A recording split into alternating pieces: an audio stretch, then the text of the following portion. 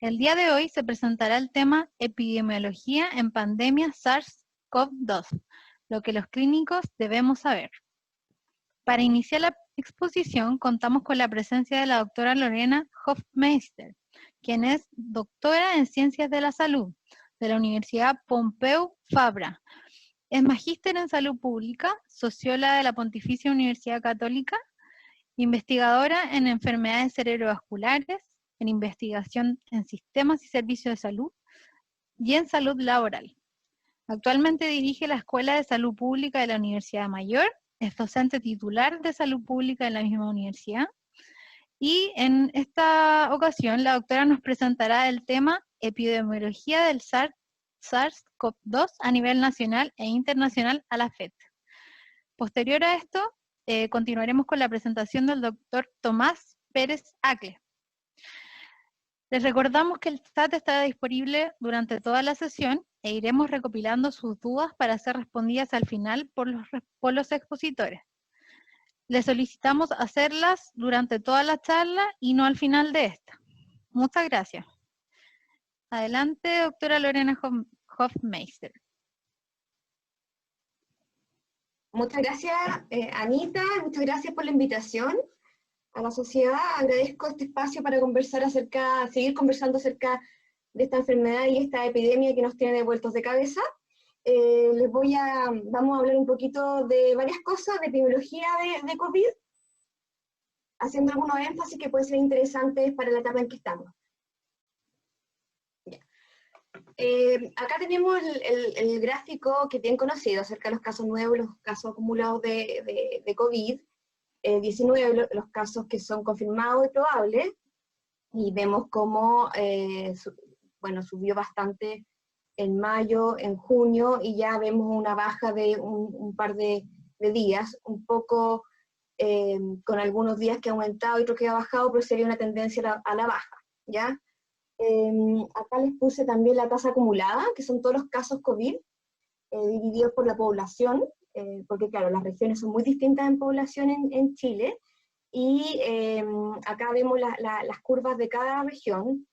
La metropolitana tiene una tasa por 100.000 habitantes que es súper alta, de 2.755, y vemos acá cómo subió fuertemente acá, y ahora tiende una pendiente un poquito más baja. Y vemos casos como, por ejemplo, Magallanes, que subió mucho antes, o casos como la Araucanía, que también subió tempranamente, ya con muchos casos en Temuco. El avance de la epidemia en Chile es súper heterogéneo, depende de muchos factores, y también las medidas que hagamos también tienen que reconocer esta heterogeneidad de los territorios. Acá les puse una distribución de los casos que tenemos de COVID por edad. Estos son los casos en Chile. Acá están los casos, en esta columna acá, y acá está la población, ¿ya? Entonces esta es la distribución de la población que tenemos en Chile, donde casi un 20% tiene menos de 15 años, y acá está cómo se distribuyen los casos, ¿ya? Entonces si ustedes se fijan, si bien los menores de 15 años son un 20%, casi un 20%, hay poquitos casos en ese grupo, en términos relativos. Entonces acá los grupos más afectados han sido con caso confirmado, caso detectado, los grupos de edad intermedia, ¿ya? Entre 25 y 54 o 55 años. Esto en otros países, al inicio de la epidemia, tenían más casos detectados en la población más mayor, que era la población que tenía un curso más severo de la enfermedad, ¿ya? Y después, a medida que han pasado las semanas, esos países se ha ido haciendo más joven la distribución de casos. Por ejemplo, en mayo, en España en marzo, la media de casos estaba en los 61 años, en marzo, ¿ya? Pero ya en mayo habían bajado a 52. Inicialmente ellos hacían solamente prueba de PCR en hospitales, donde estaban en realidad los casos más complejos, con síntomas más graves y que eran más mayores, de mayor edad, ¿ya?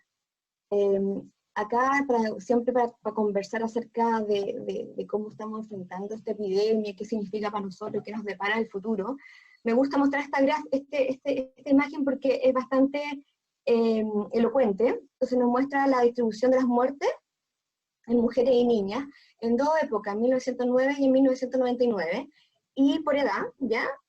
Acá está el 100% de las muertes de ese año, el 100% de las muertes de este otro año. Y el color de la barra indica el tipo de enfermedad o el tipo de daño que causó la muerte. Entonces, si ustedes se fijan aquí, al principio del siglo pasado, la mayoría de las muertes estaban en menores de 5 años, o sea, la mortalidad era una experiencia cotidiana, y a diferencia de 90 años después, que está en la edad, y acá predomina el gris, que son enfermedades transmisibles,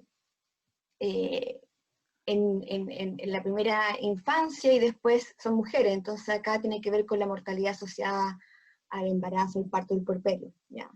Y después vemos algo todo lo contrario, como las crónicas, que son o las no transmisibles, que son este color azul, predomina mucho más, ¿ya? Esto es un éxito que tenemos que siempre recordar y también aprender de estos éxitos. En 90 años cambió mucho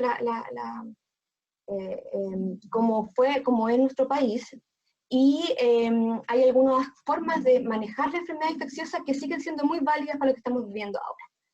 Y también tuvimos éxito en ciertas patologías, en manejo, por ejemplo, también del cólera y de enfermedad infecciosa, y tenemos mucho que aprender de eso. Para entender la enfermedad infecciosa, este modelo es clave, es súper simple, pero nos ayuda a ir mirando cuáles son las cosas relevantes y mirarlo de distintas perspectivas. Siempre en la enfermedad infecciosa tenemos población susceptible, que es la que se podría contagiar, gente que está expuesta a un contagio. Hay algunas personas que de ese contagio se infectan y se enferman. Una vez que se enferman pueden fallecer o pueden recuperarse. Y acá hay una flecha que nos dirige a que los recuperados, que ya no tienen la infección activa, ¿qué pasa con ellos? Ellos pueden ser susceptibles a otros contagios, se pueden reinfectar o no. Tenemos infecciones respiratorias como el resfriado común, que puede volver varias veces, y otras que tenemos, que el hecho de haber pasado la enfermedad genera una protección natural que es de más largo aliento. Y acá esto nos ayuda para entender como la historia natural de la enfermedad, y esto todo tiene que ver con el tiempo, y siempre tenemos que considerarlo a la hora de entender esta enfermedad. ¿Por qué esta enfermedad, este COVID-19, la hace tan especial y nos tiene el mundo entero, o a medio mundo confinado, o tratando de salir del confinamiento con más o menos éxito? Bueno, en menos de 2 meses cruzó el mundo, ya eso es súper relevante. El riesgo de contagio es bien transversal, hay más dudas acerca del contagio en niños, pero todos somos susceptibles de contagiarnos. Los obesos tienen un poquito más de riesgo de contagio, y vivir en zonas urbanas más contagio y de privadas, y hay evidencia de los enfermos renales que tendrían un poquito más probabilidad de contagio. La letalidad inicial era bien alta, entonces esto obviamente generó una alerta importante, más que otras enfermedades respiratorias con potencial pandémico. Cuando tienen potencial pandémico es cuando hay transmisión persona a persona, y esto se detectó en diciembre del año pasado. Sigue estudiándose la letalidad, eso sí, es algo incierto y se va estableciendo a medida que pasan las semanas y los meses. Una cosa que también es relevante de esta enfermedad, que es una enfermedad larga, a diferencia de otras enfermedades respiratorias, y que pueden ser pandémicas como la influenza. Los casos leves, que son la mayoría, tienen un curso de más o menos 10 días, pero los casos graves se extienden mucho, mucho más. Y los síntomas han sido muy diversos, poco específicos, y se han ido como consolidando a medida que avanzan las semanas. Igualmente, el 80% de los casos son leves, ¿ya? Es un tema que ha sido afortunado, pero hay un porcentaje importante que requiere hospitalización, y alrededor del 5 al 10% requiere cuidados mucho más críticos, ¿ya? Y ahí esto es lo que estresa mucho el sistema de salud, ¿ya? Las complicaciones suelen darse al 7º día, se requieren hospitalizaciones largas y un uso intensivo de recursos asistenciales. Y esto es lo más complejo del manejo, a diferencia de otras enfermedades que han habido en otros años. Y bueno, una mayor severidad en personas mayores con comorbilidades y en obesos. Ahora lo que estamos viendo es que a medida que los pacientes se van dando de alta, hay necesidades físicas, de atención, necesidades psicológicas y neurológicas y también necesidades sociales. Hay que trabajar, hay que hacer rehabilitación de la función respiratoria, hay problemas de tos crónica, de fatiga, de úlceras por el tiempo en unidades de cuidado en UCI, hay debilidad muscular que hay que rehabilitar, hay riesgo también de delirium, de deterioro cognitivo, de ansiedad, de estrés postraumático, de depresión. Y necesidades sociales de que las personas tienen que reinsertarse en sus actividades diarias, y también hay alto riesgo de estigma y de discriminación, ¿ya? Sobre todo la gente que se recupera, no sabe, los grupos sociales muchas veces no saben muy bien cómo tratarlos, si tienen riesgo o no, y eso sí genera un problema en la reincorporación de las personas. Y bueno, recientemente, después de que ya han pasado un par de semanas de los momentos con más casos en Europa, por ejemplo, en Italia, se han aparecido algunas complicaciones, algunos síndromes mucho más severos en niños. Son una alerta que habían sido poco afectados, a diferencia de otras epidemias que hemos tenido en Chile y en el mundo. Este síndrome multisistémico inflamatorio pediátrico, y que hay que poner atención. Pasa semanas después de la infección, puede ser que el niño tuvo un cuadro muy leve o no se percataron de la infección, y pasa este cuadro inflamatorio que, si se trata a tiempo, tiene muy buena recuperación. Ahora, en términos de los parámetros esenciales que necesitamos como para entender la epidemiología de esta enfermedad, tenemos el tema del mecanismo de transmisión, que lo supimos muy tempranamente, y esto es un lujo. Hay enfermedades emergentes infecciosas como el VIH, VIH-Sida, donde el tiempo en que se tardó la humanidad en conocer cómo se transmitía fue bien largo. Y eso tenía un costo en daño a la salud de la población muy alto. Entonces sabemos que de persona a persona, que también se contaminan las superficies, también los aerosoles pueden transmitir la enfermedad, sobre todo en ciertos contextos acotados, como en la parte asistencial, y está más o menos claro que en espacios cerrados con mucha gente también puede haber un riesgo de este tipo. La transmisibilidad es un criterio muy biológico, no se conoce totalmente, y es cuál es la probabilidad de contagiar a otra persona en un momento de exposición, ¿ya? El periodo de incubación también lo conocemos, es bastante largo, puede ser hasta 14 días, pero la mediana es 5 días, eso es lo habitual. El periodo infeccioso es un periodo relativamente largo y se inicia antes de los síntomas, 2 o 3 días antes de los síntomas, y hasta el 8º día, en la mayoría de los casos que son leves. Que sea 2 días antes de los síntomas, bien complejo para el tema de la propagación, porque a diferencia, por ejemplo, del SARS-CoV, el primero, que fue el 2002-2003, que es un coronavirus, que no llegó a Chile, pero sí tuvo un impacto importante, que tenía una letalidad más alta, pero que los síntomas eran muy buena alarma, porque cuando empezaban los síntomas, empezaba a infectar, progresando la capacidad de infección a lo largo de los días, ya en la primera semana. Entonces eso daba tiempo a detectar el caso, a aislarlo efectivamente y que no siguiese contagiando. ¿Ya? Acá, 2 días antes de los síntomas, la persona puede contagiar. Y esto es un punto clave de por qué se ha propagado tan rápido. La inmunidad, bueno, tenemos evidencia, poca evidencia todavía porque tenemos poco tiempo de esta enfermedad, pero la evidencia igual apunta que habría algo de inmunidad. Al menos las reinfecciones que se han dado estos 6 meses han sido descartadas como reinfecciones. Pero posiblemente la inmunidad que genere el haber pasado por esto sea más bien de corto plazo, parecida a lo que tenemos con la influenza. La tasa de ataque es un buen indicador, nos ayuda a entender el tema de la inmunidad de rebaño, hasta cuánto la protección que se genera en la población después de alcanzar cierto umbral de inmunidad, ya sea por haber adquirido la enfermedad o adquirida a través de las vacunas, ¿ya? Y el RO o el R0, el número de reproducción básico, y el número de reproducción efectivo, que también nos ayuda harto a entender cómo nos movemos.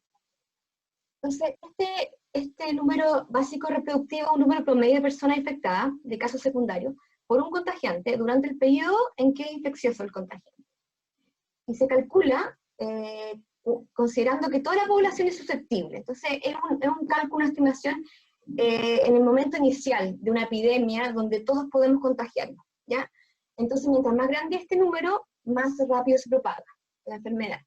Si bien tiene que ver con la transmisibilidad, no es lo mismo que la transmisibilidad. ¿Por qué? Porque este número depende de tres componentes importantes. Un beta, que es la transmisibilidad, que es una probabilidad promedio de que una persona que es susceptible, que se puede contagiar, se infecte cuando se expone a un contagiante en un momento del tiempo, ¿ya? Después está la C, esta tasa promedio de contacto, o sea, tiene que ver con cuántos contactos hay entre un susceptible y una persona que puede contagiar, ¿ya? Y después la duración del periodo infeccioso, ¿ya? Si hay un periodo infeccioso más largo, hay más probabilidades de que se propague el virus, ¿ya? Y lo que siempre estamos mirando todo el rato es el umbral para saber cómo se está comportando este agente en la población. Entonces, cuando este número básico de reproducción es 1, significa que una persona se enferma, contagia a otra. La primera persona se cura o fallece, y permanece la otra que contagia a otra. Entonces, la distribución es uniforme, es constante. El problema lo tenemos cuando este R es mayor que 1. Entonces, mientras más mayor que 1, más empinada es la curva, y eso es como lo que después vemos en las curvas de casos cuando se ve como crecimiento exponencial, que tiene que ver con este crecimiento que vemos acá. Y cuando menor que 1 es un tema de tiempo, de que el brote se vaya controlando. Entonces, siempre la meta es tratar de llegar acá, ¿ya? Pero esto es una estimación cuando la población es totalmente susceptible, ¿ya? Y el momento inicial. Para este coronavirus se estimó que inicialmente era entre 2 a 2,5, aunque algunos ajustes han planteado que a lo mejor al inicio era el doble que esto. Pero estas son las estimaciones que se han usado para el inicio de esta epidemia, ¿ya? Ahora, ¿qué hago yo con este R? Lo que yo quiero hacer con esto es bajarlo, ¿cierto?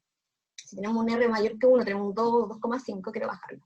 Entonces la transmisibilidad, para eso tenemos medidas como la mascarilla, la higiene respiratoria, el lavado de manos, ¿ya? Que hace que la probabilidad de transmisión de contagio en un evento disminuya. Acá no tenemos cómo disminuir todavía los susceptibles. Desde el inicio de la pandemia, muy poca gente está infectada y por lo menos con muy poca oportunidad de generar anticuerpos que la protejan de una reinfección, ¿ya? Entonces lo que tenemos son este tipo de intervenciones. Acá en el C, lo que aquí hacemos es distancia física, una enfermedad que se transmite de persona a persona. Por lo tanto, tenemos intervenciones como el arcazo, cuarentena de contacto, la distancia física en sus distintos grados de intensidad. Y también, si bien esto es una tasa promedio, también tenemos circunstancias o grandes propagadores. Personas que por alguna característica tienen un contagio mayor que el promedio, ya que hacen subir el promedio de contagio. Generalmente tiene que ver en esta epidemia tiene que ver con circunstancias. Se ha encontrado que, por ejemplo, personas que tienen un rol social muy amplio, por ejemplo, están en una comunidad religiosa y comparten en circunstancias donde hay mucho riesgo de propagación, pueden convertirse en grandes propagadores, y siempre se está estudiando si hay algunas cepas que tienen más capacidad que tienen más transmisibilidad que otras, ¿ya? No se ha demostrado que tengan más virulencia, pero sí hay alguna evidencia de que hay algunas cepas que son un poco más, contagian más que otras. Y con respecto a la duración del periodo infeccioso, la verdad que no tenemos antivirales que sean efectivos, ¿ya? No podemos acortar la duración del periodo infeccioso para que haya menos tiempo en que las personas pueden contagiar. Por lo tanto, seguimos teniendo el tema del aislamiento de la cuarentena y la distancia física como las estrategias más relevantes para contener esto. Y bueno, cuando empezamos a hacer intervenciones para contener esto y va avanzando el tiempo y la epidemia va cambiando y va creciendo, lo que tenemos es el número efectivo, número de reproducción efectivo, que se le pone esta T o E también se le puede poner, que tiene que ver con este número, pero cuando ya considera las medidas para reducir el contagio o para reducir la susceptibilidad. Y esto se va estimando y calculando para ver cómo avanza la epidemia. Y esto es lo que vamos viendo de manera dinámica, y vamos comparando en el tiempo de manera dinámica. Entonces acá tenemos este cálculo del RT, en Chile, entre marzo y julio. Estos son datos del informe de la Universidad Católica, por región, las estimaciones de este R. Acá tenemos la total.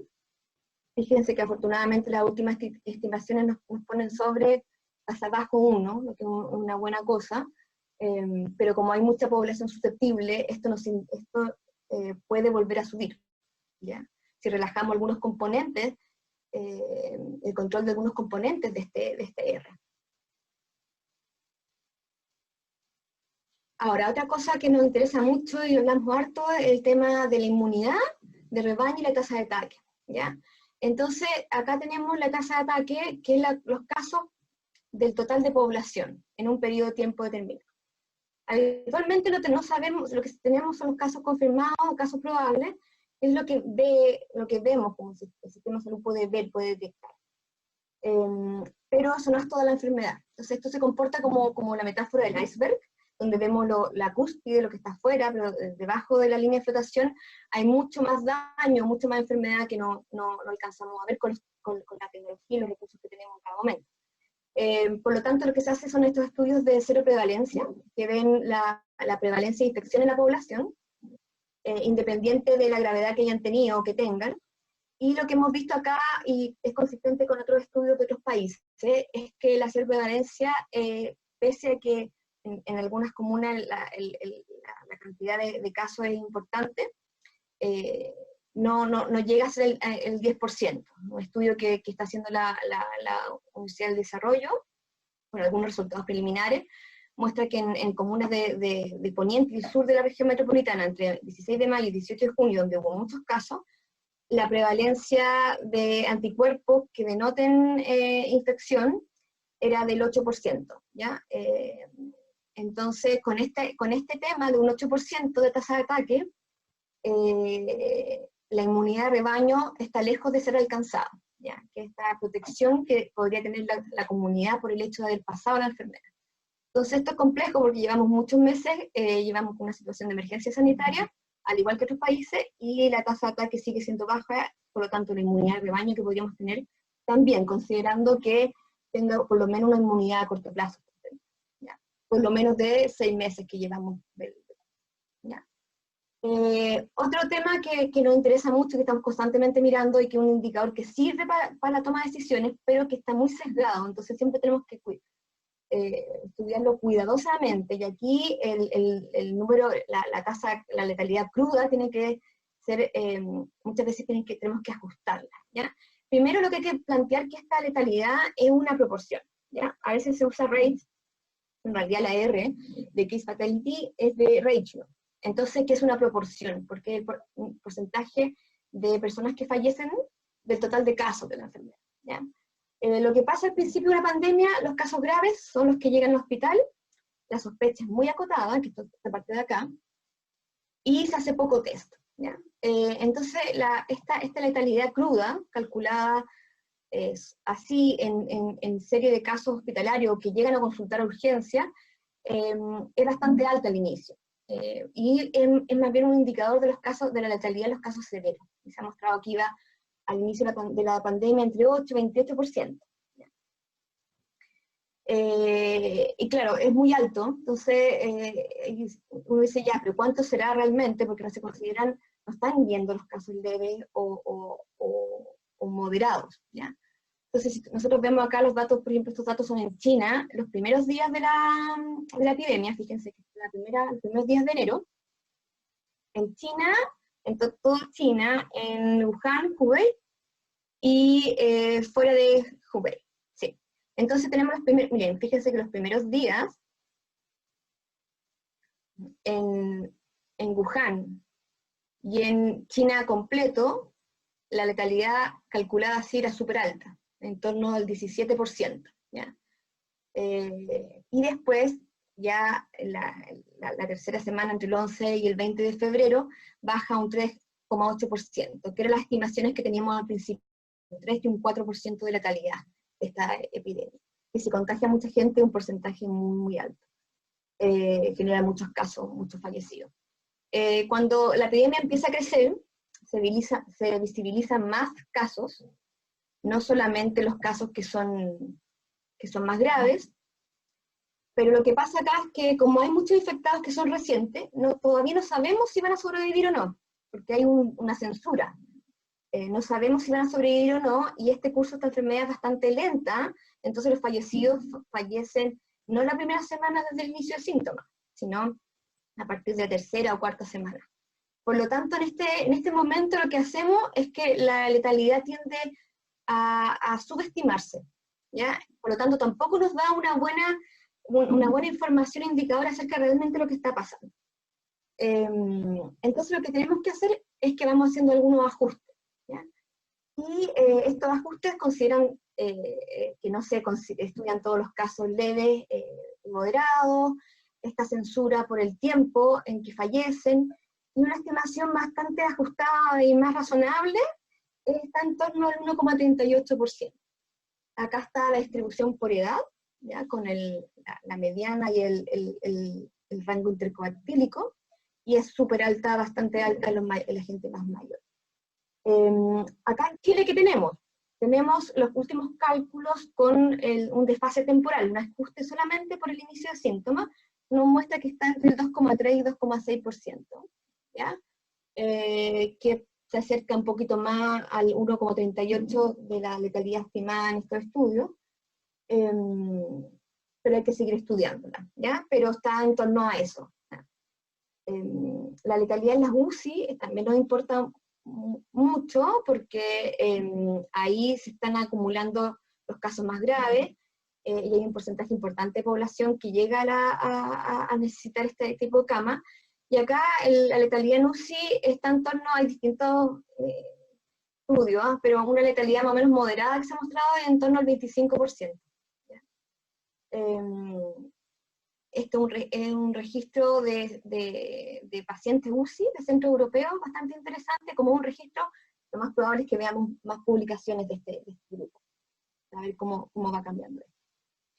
Y siempre que hablamos de letalidad, también tenemos que distinguirlo de la mortalidad como medida poblacional, que ahí hablamos de tasa de mortalidad, y lo que vemos que a fines de junio, el COVID-19 se instala como la primera causa de muerte, superando con creces las primeras causas habituales, que son las enfermedades isquémicas del corazón y las enfermedades cerebrovasculares, ¿ya? Si consideramos el universo de casos confirmados, fallecidos confirmados más probable, estamos en torno a los 10.000 casos, que eso supera con creces lo habitual, lo que ya nos habíamos acostumbrado de ya hace varios años atrás, de que estas enfermedades eran las que causaban la primera o segunda causa de muerte, ¿ya? Ahora, ¿cuánto acceso vamos a tener de muerte y cómo se van a distribuir? Está por verse, ¿ya? Pero porque las muertes por COVID ahora ahorran muertes que hubiesen ocurrido en los meses posteriores, y también podrían bajar algunas muertes por accidentes, por ejemplo, de tránsito, por también la menor actividad económica que tenemos. Pero de que vamos a tener un exceso de riesgo ya lo tenemos, ya es un hecho. Que se observa acá por mes el exceso de riesgo comparado con el promedio de los años anteriores. Ahora, en esto, ¿qué tenemos? Como no tenemos capacidad todavía de disminuir la duración de la enfermedad, y no tenemos tampoco vacunas, tenemos que retornar a lo básico, a lo esencial del manejo de enfermedades transmisibles, a lo tradicional de salud pública, que nos ha servido durante los últimos 200 años y un poco más en Chile, y en Chile los últimos 100 años, y en el mundo de los últimos 200 años, otros 250 años. Entonces tenemos que volver a lo básico. Y acá hay dos niveles, que hay un nivel individual donde necesitamos identificar personas, y hay un nivel poblacional donde miramos las intervenciones a la población como un todo, ¿ya? A nivel individual necesitamos detectar, aislar casos y poner en cuarentena contactos. Esta es la estrategia de trazabilidad que tenemos que ver, que tiene que estar bien montada para funcionar, y tenemos que aprovechar que ahora están cayendo los casos, porque cuando caen los casos es más factible que podamos tener una buena estrategia con buenos indicadores de detección y aislamiento y cuarentena de contacto. Es pertinente para la región metropolitana, que están bajando los casos, y es pertinente también para las regiones que tienen menos casos. Y a nivel poblacional tenemos todas estas medidas de contención de transmisión comunitaria, medidas personales que tienen que ver con la higiene respiratoria y uso de mascarillas, por ejemplo, lavado de manos, medidas que tenemos que enseñar a la población a hacer eso, de mantener la práctica, medidas poblacionales para distanciar a las personas y reducir contactos, como el lockdown, y cierre de todas las actividades que no son esenciales, todo lo que son controles de entrada y salida, y hacer una protección y trabajo con los grupos de mayor riesgo, los hogares de adultos mayores, cárceles, las fuerzas del orden y los equipos de salud que trabajan. Entonces acá el aislamiento de casos tiene que ver con esto. Tenemos que detectar en la población, tenemos un PCR que es un buen diagnóstico, que tiene buenas propiedades, y tenemos que identificar a los casos y aislarlos. Los podemos aislar en la casa, que la persona se va con las personas, se aísla en conjunto y sigue viviendo con las personas con las que vive, en hospitales o en otros lugares que se adaptan para hacer aislamiento, ¿ya? ¿Qué pasa cuando uno aísla la casa? Acá hay un tema que es esta enfermedad, la tasa de ataque secundario, o sea, el contagio del primer caso contagia a otras personas, ese contagio se da mucho más, es más alta en miembros del hogar, que en otro tipo de contactos, estrechos también. Y esta tasa de ataque es más alta, haya o no haya aislamiento en el hogar, ¿ya? Por lo tanto, hay que tener mucho cuidado con cómo hacemos el aislamiento, y lo que nos queda para adelante, esto ya lo sabemos, tenemos que considerarlo a la hora de seguir haciendo aislamiento de casos. Ahora, ¿qué pasa con los contactos estrechos? ¿Ya? Tenemos que identificarlos, contactarlos, y como podrían contagiar 48 horas antes de tener los síntomas, tenemos que meterlos en cuarentena rápidamente. ¿Ya? Y aquí hay alto riesgo de que haya contagio en hogares donde habiten distintas generaciones. Los niños con los papás y los abuelos, tíos, primos. Con distintas generaciones hay más riesgo de propagación de tasa secundaria en el hogar. Y esto es un tema que tenemos que mirar. Les pasó harto en Italia, donde los adultos mayores conviven mucho más con otras generaciones. ¿Y por qué testear? ¿Por qué nos sigue importando testear?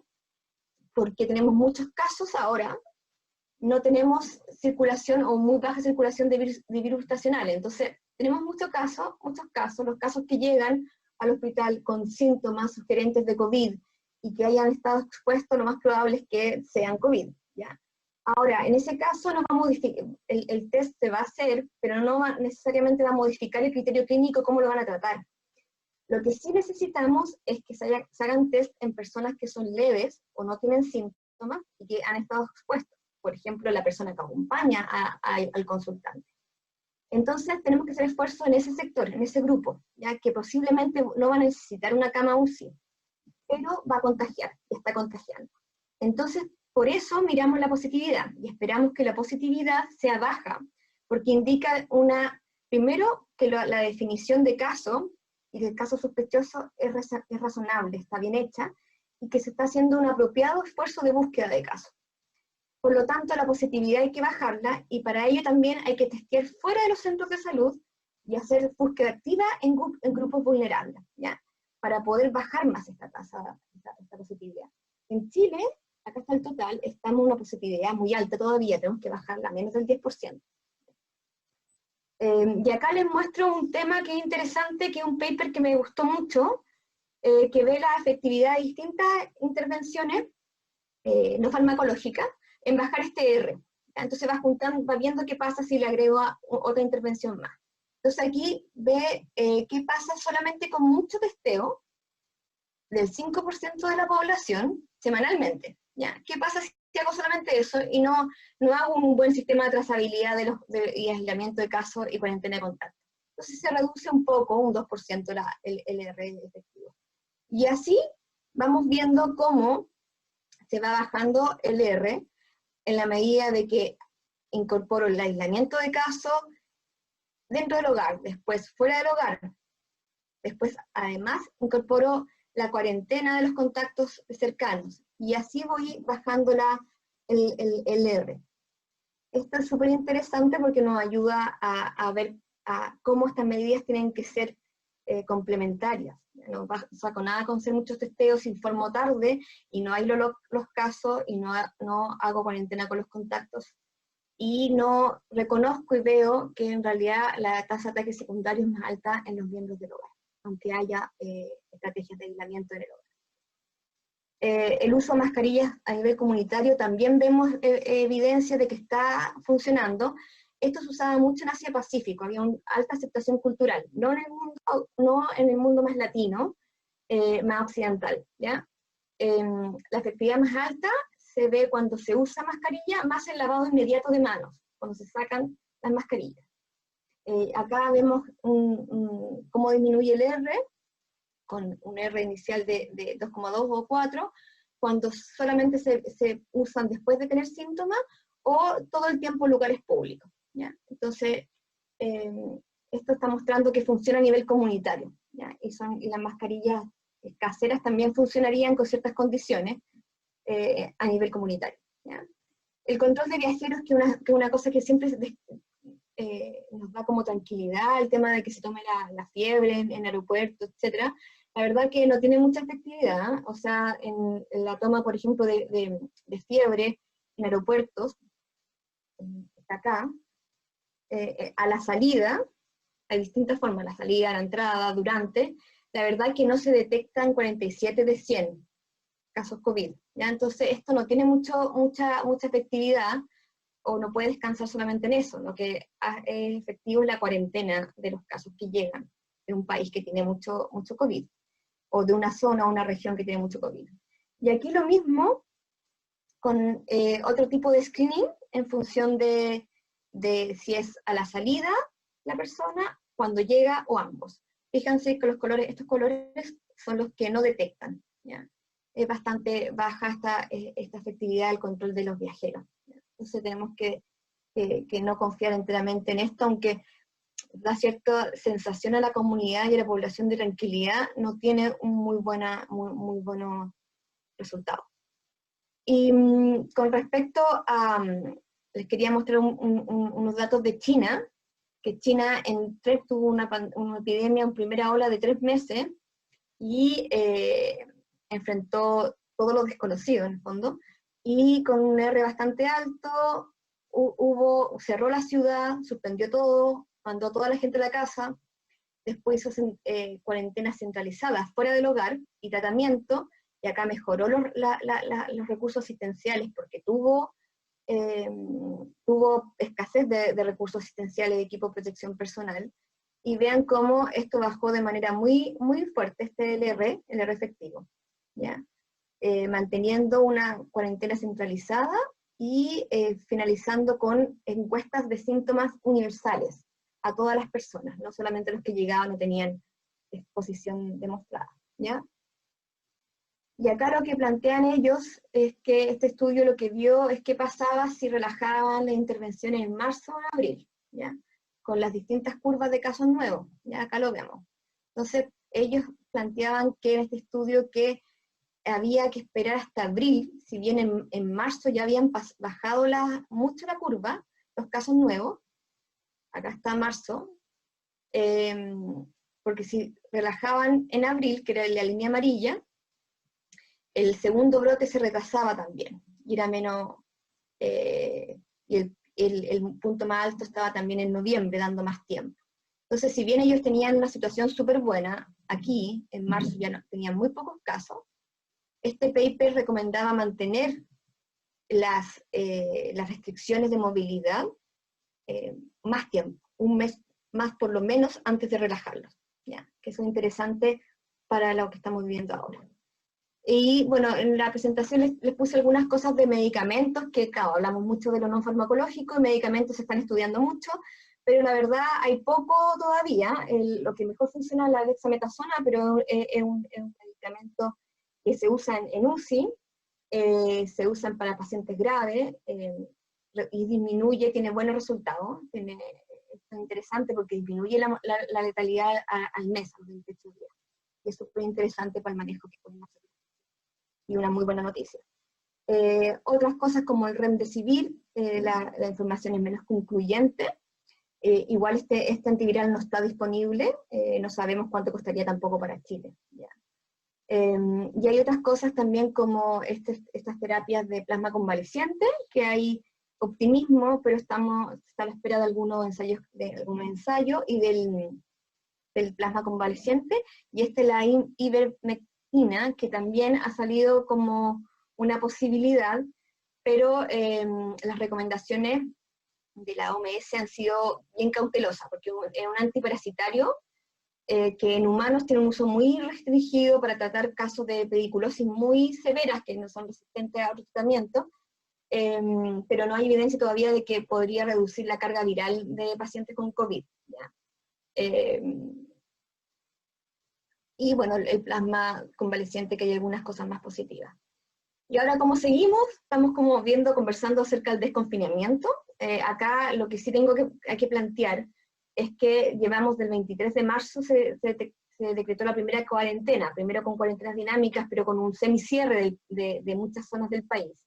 Esto es muy difícil de mantener, de sostener de manera eficiente, porque socialmente nosotros estamos definidos por nuestro rol social y por nuestra sociabilidad, y las actividades se sustentan en el movimiento y en interactuar con extraños. Para eso tenemos que salir del hogar. ¿Ya? Por lo tanto, es difícil sostener esto por mucho tiempo y que dé resultado, y los rendimientos han sido decrecientes después de que se decretó la cuarentena en que estamos ahora. El plan, por lo tanto, hay que pensar esto, hay que ver cómo se sale de esto y cómo se hace un plan que tiene que ser gradual y territorial. No, tiene que reconocer cómo es la epidemia del territorio.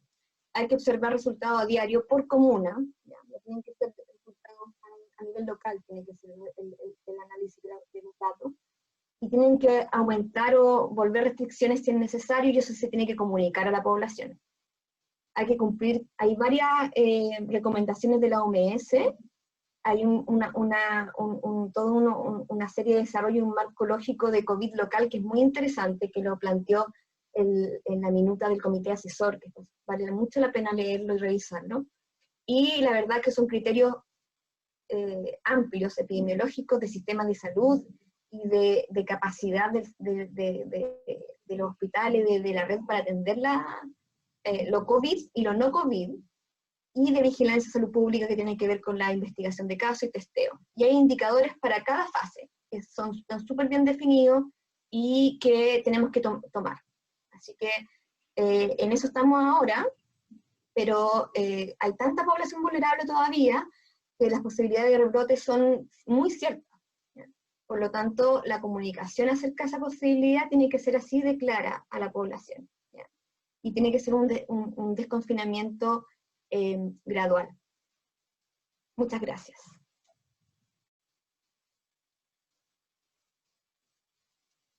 Ok, ahí sí, muchas gracias, muchas gracias. Bueno, feliz de participar acá, muchas gracias por la oportunidad. Yo lo que voy a presentar hoy día es algo complementario a lo que la doctora Hofmeister acaba de presentar, y que tiene que ver más bien con los aspectos de modelamiento epidémico. Voy a levantar la presentación. Aquí lo voy a hacer. Entonces, si me dan feedback, probablemente ustedes deberían estar viendo lo que veo yo, que es la presentación. Bueno, lo que yo les quiero presentar es lo que hemos venido haciendo en nuestro laboratorio desde el punto de vista de modelamiento de la enfermedad. Como ustedes pueden ver en este primer slide, es un grupo bastante grande de gente que viene trabajando con nosotros en este proyecto. Yo soy Tomás Pérez, que soy el subdirector de la Fundación Ciencia y Vida y profesor del Centro Interdisciplinario de Neurociencia Valparaíso de la Universidad de Valparaíso. También participan en este proyecto dos investigadores de la Universidad del Desarrollo, que son la doctora Loreto Ferres y el doctor, el doctor Leo Ferres y la doctora Loreto Bravo. ¿Okay?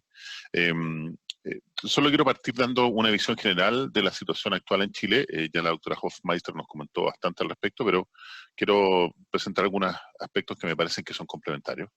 El primero tiene que ver con cómo nosotros podemos seguir el impacto de la pandemia. Estos son reportes que ustedes están viendo acá, que nosotros venimos entregando al Ministerio de Ciencia, al ministro doctor Andrés Kuf, y a través del ministro de Ciencia a las diversas autoridades del país, cuando el ministro Kub lo estima conveniente, más o menos desde mitad de marzo. Y lo que vemos es parte de nuestro reporte. Esto está actualizado al último reporte epidemiológico. Un elemento importante que creo necesario destacar es que yo además soy miembro de la mesa de datos, de la submesa de datos COVID-19, formada al alero de la mesa social COVID-19 que formó el gobierno.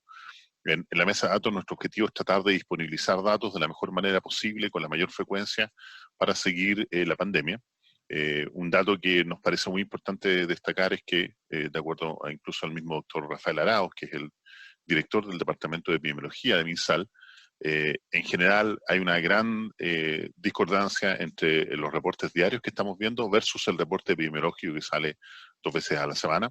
Por lo tanto, lo que nosotros miramos desde el punto de vista de la mesa de datos y el punto de vista de los análisis que yo les voy a presentar es el reporte epidemiológico. Existe gran diferencia entre los datos, tiene que ver con la forma en que se recopilan los datos, cómo se procesan y cómo se incorporan a través del sistema de Epivigila. Lo que les muestro acá son 3 regiones de ejemplo. Esta es la región de Valparaíso, esta es la región de O'Higgins y esta es la región metropolitana. Aquí están todas las comunas de cada una de las regiones y tenemos varias columnas. La primera columna es la prevalencia, calculada como el número de infectados activos por cada 10.000 habitantes de la comuna. Si ustedes se fijan acá, la prevalencia es bastante alta. Para que tengan una idea, la OMS sugiere un criterio de cuarentena, habría que ver, especificar qué tipo de cuarentena se trata, ¿no? Pero de cuarentena cuando la prevalencia es mayor a 5 por cada 10.000 habitantes de la región que nos interesa tratar de contener la dispersión del virus. Y como ustedes pueden ver acá, la mayoría de las comunas de Valparaíso tiene una alta prevalencia por sobre este umbral, por eso las colocamos en rojo. Aquí está la tasa promedio de crecimiento diaria durante la última semana, y ustedes pueden ver flechas acá que comparan el valor que están viendo acá con el valor de la semana anterior. Pueden ver que la situación es un poco más diversa, hay comunas que están altas, comunas que están con un color amarillo, y comunas que están en verde, que quiere decir que su tasa es menor al criterio del 25%. Incorporamos además el R efectivo, ya como lo mencionó la doctora Hofmeister, este es un valor que es muy importante para seguir el curso de la epidemia.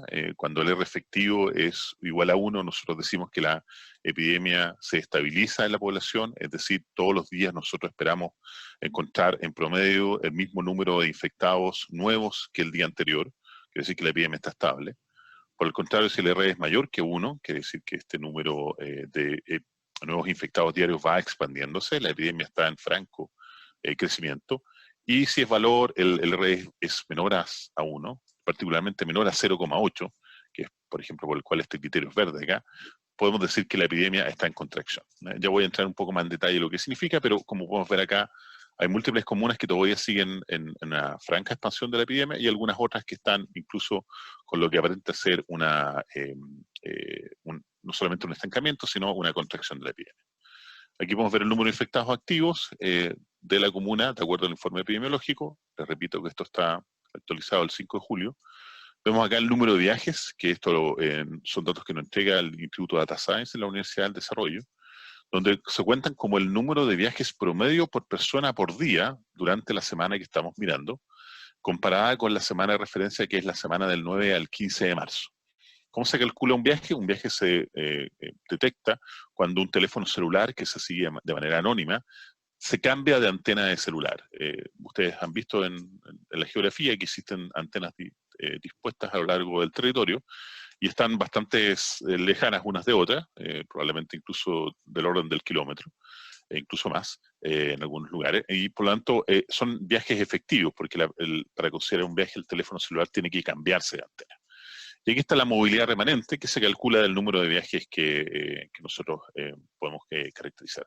Y como ustedes pueden ver acá, comunas incluso como las que están en cuarentena, como el caso de Valparaíso, o como el caso de Viña del Mar, tienen altas movilidades por sobre el umbral del 40% que nosotros consideramos como el umbral, y ni siquiera el mínimo, sino que por lo menos el umbral razonable para establecer una cuarentena, para evitar que el virus se disperse, porque como bien sabemos el virus son las personas infectadas los que lo transportan.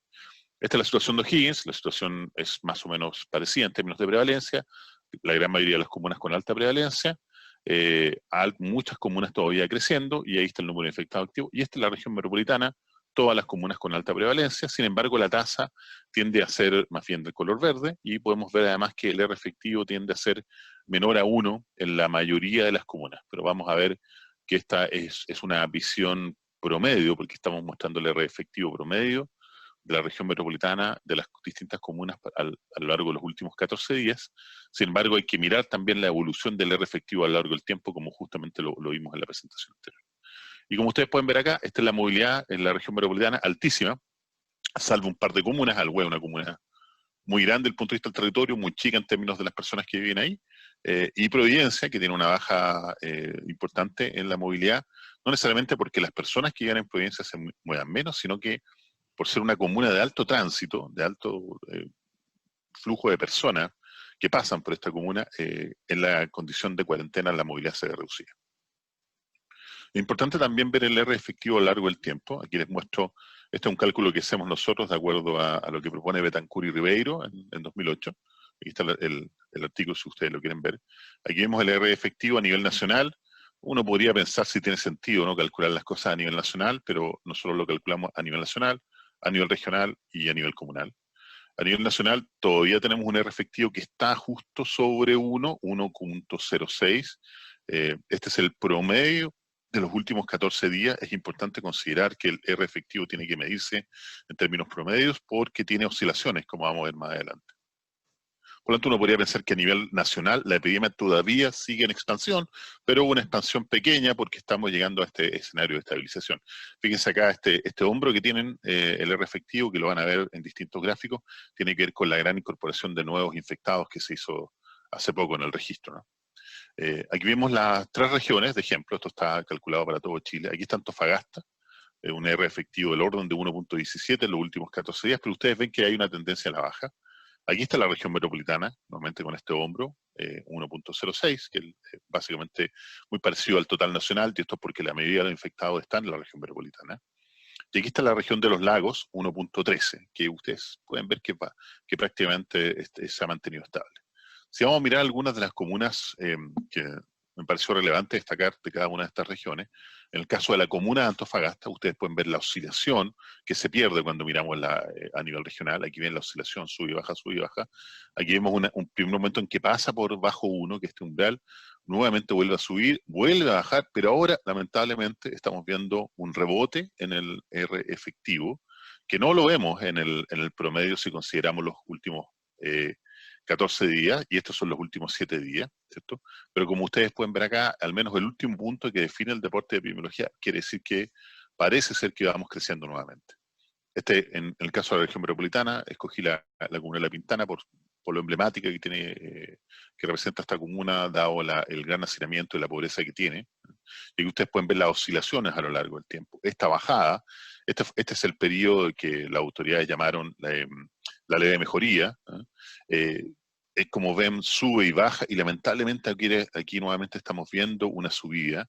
¿Cómo se explica eso? Porque basta con que pensemos que si en algún minuto teníamos del orden de 500, 600 infectados de La Pintana, y empezamos a bajar y aquí tenemos del orden de 400, aquí a lo mejor son 410, nuevamente volvemos quizás a 390 y ahora a lo mejor volvemos de nuevo a los 400, que son valores menores frente a los 500, 600 que podemos tener anteriormente, pero que la gracia del R efectivo es que es muy sensible al cambio de la pendiente de crecimiento.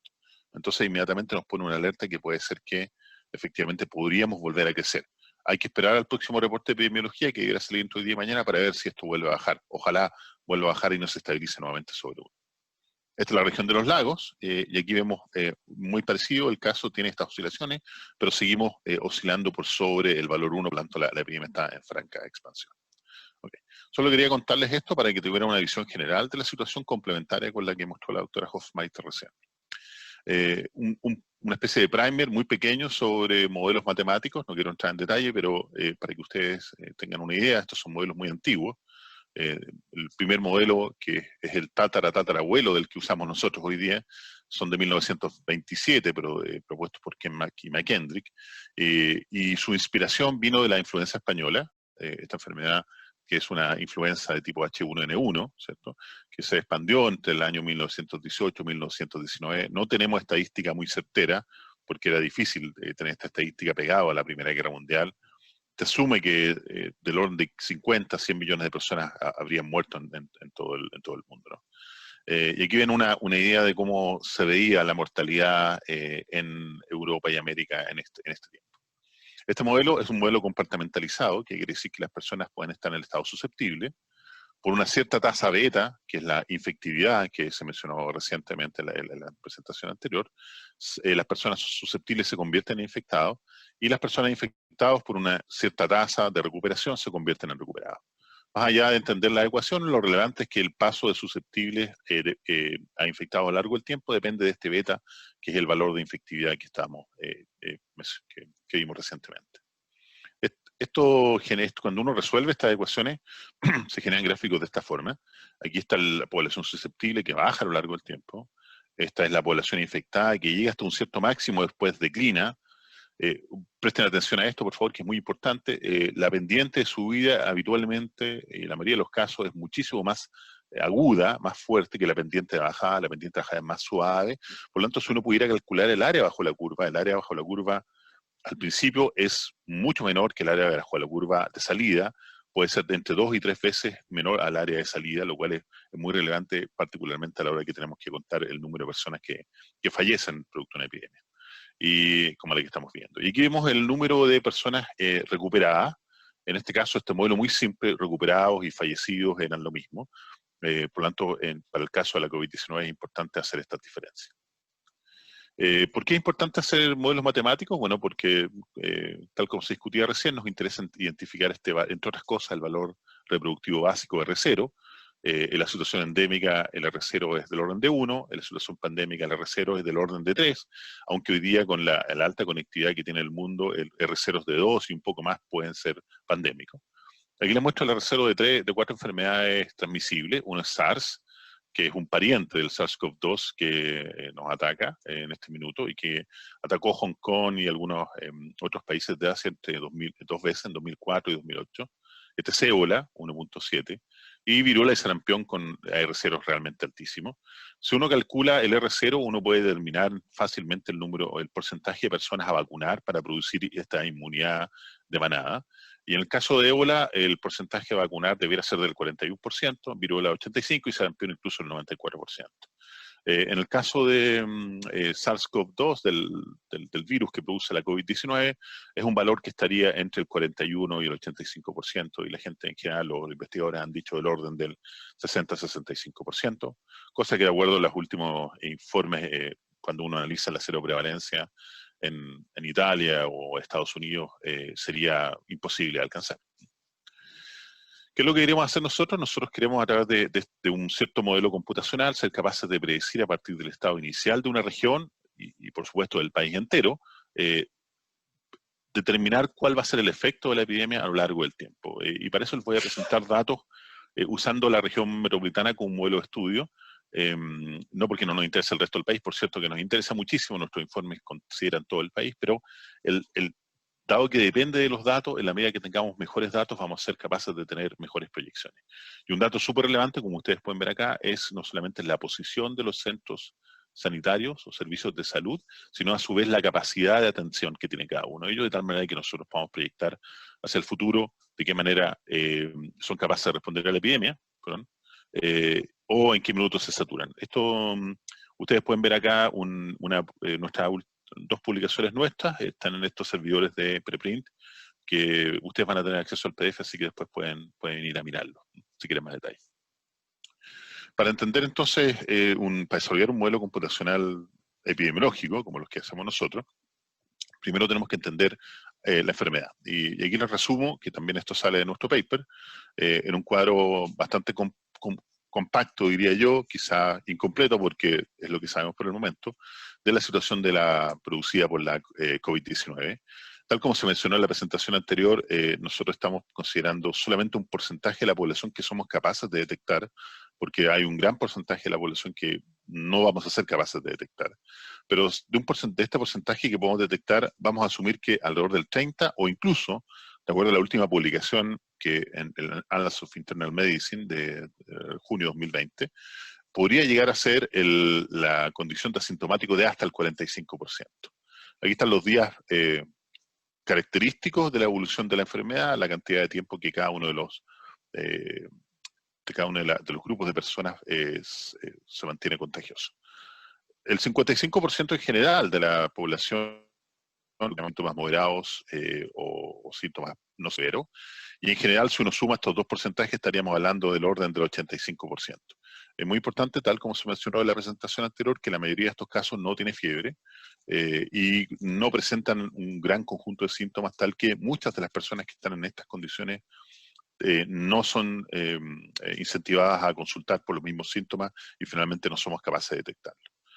Desde el otro punto de vista, habría hasta un 15% de personas que tienen síntomas severos, que terminan habitualmente requiriendo hospitalización más oxígeno o alto flujo, esto no es ventilación mecánica, y un 5%, estos son valores estadísticos en términos generales, no hablamos, en general son de medias, ¿no? O de mediana, y este 5% requeriría ventilación mecánica, y en una condición, tal como dice Eubank en su paper, de un sistema sanitario que es que es infinito en términos de cama, uno esperaría que la letalidad CFR, es decir, la letalidad por caso detectado, debiera ser del orden del 50% de este 5%, o sea, en total un 2.5% de esta población que somos capaces de detectar.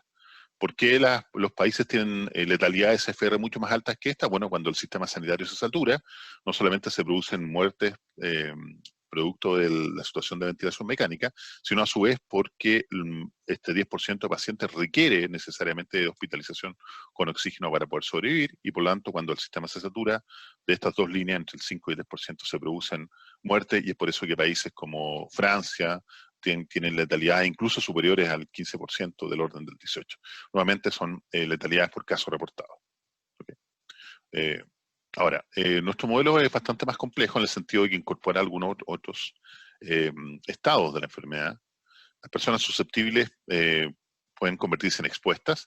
En general se asume que la condición expuesta es una condición no contagiante, sin embargo hay varios artículos que evalúan la alternativa de que las personas que son expuestas al virus, dependiendo de la carga viral que las personas tengan, podrían incluso ser contagiosas hasta 12 horas después de la primera exposición. Por lo tanto, tiene que ver nuevamente con lo que no sabemos de esta enfermedad. Una persona expuesta se puede convertir en infectado, se va a convertir en infectados asintomáticos o con síntomas leves, y si esta conversión ocurre, estas personas van hacia la recuperación afortunadamente. Esto estamos hablando en general del 85%. Y el 15% son las personas que en general terminan expresando síntomas severos, los cuales necesariamente los lleva a la hospitalización con UTI para requerimiento de oxígeno. Y de aquí se produce la recuperación y en el caso de la saturación del sistema sanitario, lamentablemente la muerte. Hay un porcentaje de estas personas que pasan también a la condición de hospitalización con ventilación mecánica, a la cual llegan todas las personas que se infectan con síntomas críticos. Y desde la condición de hospitalización con ventilación mecánica se produce la recuperación o se produce la muerte. ¿Okay? Ese es nuestro modelo, el modelo que nosotros hemos venido trabajando desde hace un tiempo. A mediados de marzo, el ministro Andrés Kub nos pidió a nosotros y a una serie de otros grupos de investigación pertenecientes a los que llamamos los Centros Nacionales de Excelencia en Investigación. Somos centros que son financiados por el Estado a través del programa basal de la NID o el programa Milenio o el programa FONDAP. Nuestra fundación es uno de los centros y el Centro de Neurociencia del Paraíso es otro centro. Entonces, nuestro laboratorio se puso a disposición del ministro y empezamos a hacer proyecciones. Nosotros presentamos 3 proyecciones, estas son proyecciones que presentamos el 26 de marzo, incluso se las presentaba el mismo presidente de la República en La Moneda, a través de una conferencia virtual, por supuesto, y le presentamos 3 escenarios, un escenario sin cuarentena, que es el control, el escenario total, que es lo que llamaríamos el control positivo, y una cuarentena parcial aplicada a 7 comunas de la región metropolitana, que fueron las primeras comunas que se cuarentenaron. Si ustedes ven acá, en esta condición nosotros esperábamos que la fecha del pic llegaba el 20 de junio, en la condición de cuarentena total, la fecha de pic nosotros esperábamos que fuera el 19 de agosto, y en la condición de cuarentena total, más o menos el 1 de octubre. Aquí pueden ver el número de infectados esperados al pic, del orden de 1 millón de personas, del orden de 608.000 personas, y del orden de 414.000 personas en el caso de la cuarentena total. Y un elemento que es súper importante es la fecha de saturación de las UCI, del orden del 22 de abril. Aquí ustedes pueden ver estos gráficos como suben y bajan la saturación del sistema sanitario. En el caso de la cuarentena parcial de las 7 comunas de la región metropolitana, más o menos el 19 de mayo, ¿no? Esto tiene un error, son errores del orden del 5 al 8%, ¿no? Y la fecha de saturación del sistema, del total del sistema de camas, del orden del 11 de junio. Y en el caso de cuarentena total, de la saturación nosotros esperábamos que llegara al orden del 3 de junio o a más tardar el 24 de junio. Esto nos llevó a nosotros a plantearle al gobierno que la saturación del sistema de cama, saturación, entendámosla bien, como el 85% de las camas UCI con ventilación mecánica utilizadas, era inevitable y venía entre mayo y junio. Eso se le presentó un informe al gobierno donde de alguna manera nosotros esperábamos poner sobre alerta a las autoridades para que trabajaran o tomaran decisiones con esos elementos en consideración.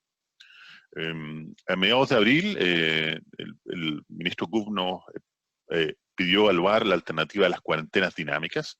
Las cuarentenas dinámicas no son un invento chileno. Uno podría pensar si el invento, la forma en que se aplicaron fue un poco a la chilena, tal como ocurrió en las cuarentenas que finalmente terminaron aplicándose, porque fue por primera vez propuesto por Neil Ferguson en un paper bastante célebre del Imperial College de London, en marzo de 2020, el 16 de marzo, y que después fue replicado por famoso investigador israelí Uri Alon en abril de 2020. Un elemento interesante de destacar es que en Israel efectivamente se aplicaron estas cuarentenas dinámicas, pero tal como las propone Ferguson y Alon, y no como se aplicaron en Chile. Aquí les muestro el efecto sobre nuestro modelo. Aquí estamos normalizando el número de infectados a 1, a la situación sin cuarentena. Y la comparamos con la cuarentena total, dejando una movilidad remanente del 40%. ¿Okay? Volvemos a ese 40% de movilidad remanente que vimos antes. Y esta es la reducción del número de infectados, como ustedes pueden ver, es muy significativa. Estamos hablando que casi el 55% de reducción frente a la condición de cuarentena total, sin cuarentena. Y aquí están las 3 cuarentenas dinámicas que se aplican de 7, 14 y 30 días. ¿Qué significa una cuarentena dinámica, tal como la propone Ferguson y Alon? Significa que si nosotros partimos en una movilidad que estamos suponiendo en el 85%, que es la movilidad habitual que tienen las grandes ciudades, disminuimos la movilidad durante una cantidad de tiempo, que en este caso puede ser 7, 14 o 30 días, a 20% de movilidad remanente. Mantenemos durante esa cantidad de tiempo la movilidad y después volvemos a una situación de movilidad basal, pero no al 85%, sino al 50%. ¿Okay? Durante una cantidad de tiempo de 7, 14 o 30 días y volvemos a bajar y volvemos a subir. En la práctica esto significa que la idea es pasar menos días, más tiempo con un nivel de cuarentena mayor, o sea, más encerrado, y a diferencia de la cuarentena total, que sería más días con un nivel de libertad un poco mayor en el movimiento, ¿cierto? Okay. Entonces esa es la idea, por eso funcionan las cuarentenas dinámicas, si no de otra manera no funcionarían. Aquí comparamos entonces la cuarentena dinámica de 7 días con la condición de cuarentena total, y ustedes, como pueden ver acá, se recupera prácticamente la forma del pic, se desplaza hacia el futuro versus la condición sin cuarentena, baja, que es lo que queremos hacer, aplanamos la curva, ¿cierto? Y con la gracia de que pasamos la mitad de los días encerrados y la otra mitad de los días con una cierta movilidad mayor, que como dicen los papers y nuestros informes, tiene que ser el máximo del 50%, no puede ser el 85%. Ahora, si aplicamos esto durante 14 días, tenemos un efecto aún mejor, desplazamos nuevamente el pic hacia el futuro, el pic máximo, descomponemos el pic en varios subpics que están separados por 14 días, por lo cual le damos cierta capacidad de respuesta al sistema sanitario. Si movemos ahora 30 días, volvemos a desplazar al futuro, pero ya la condición no es óptima, sino porque empezamos el número de infectados totales es mayor que en la condición de cuarentena total. Por lo tanto, cuarentena dinámica 14 días parece ser una opción bastante buena. Si nosotros ahora controlamos el comportamiento de la población, vemos ¿qué significa controlar el comportamiento de la población? Que las personas respondan de mejor manera a las condiciones de la cuarentena, saquen menos permisos, usen mascarillas, etc. Vemos que efectivamente el número de personas infectadas va disminuyendo de manera sistemática. El gobierno nos informó de que iban a optar por una medida alternativa en vez de las cuarentenas dinámicas, sino que la llamaron las cuarentenas selectivas. Aquí nosotros volvemos a comparar la condición de cuarentena total con 0,4% de movilidad, 40% de movilidad remanente, ¿cierto? Contra la cuarentena de alta prevalencia o cuarentena selectiva, como la llamó la autoridad de gobierno, versus las cuarentenas dinámicas de 14 días.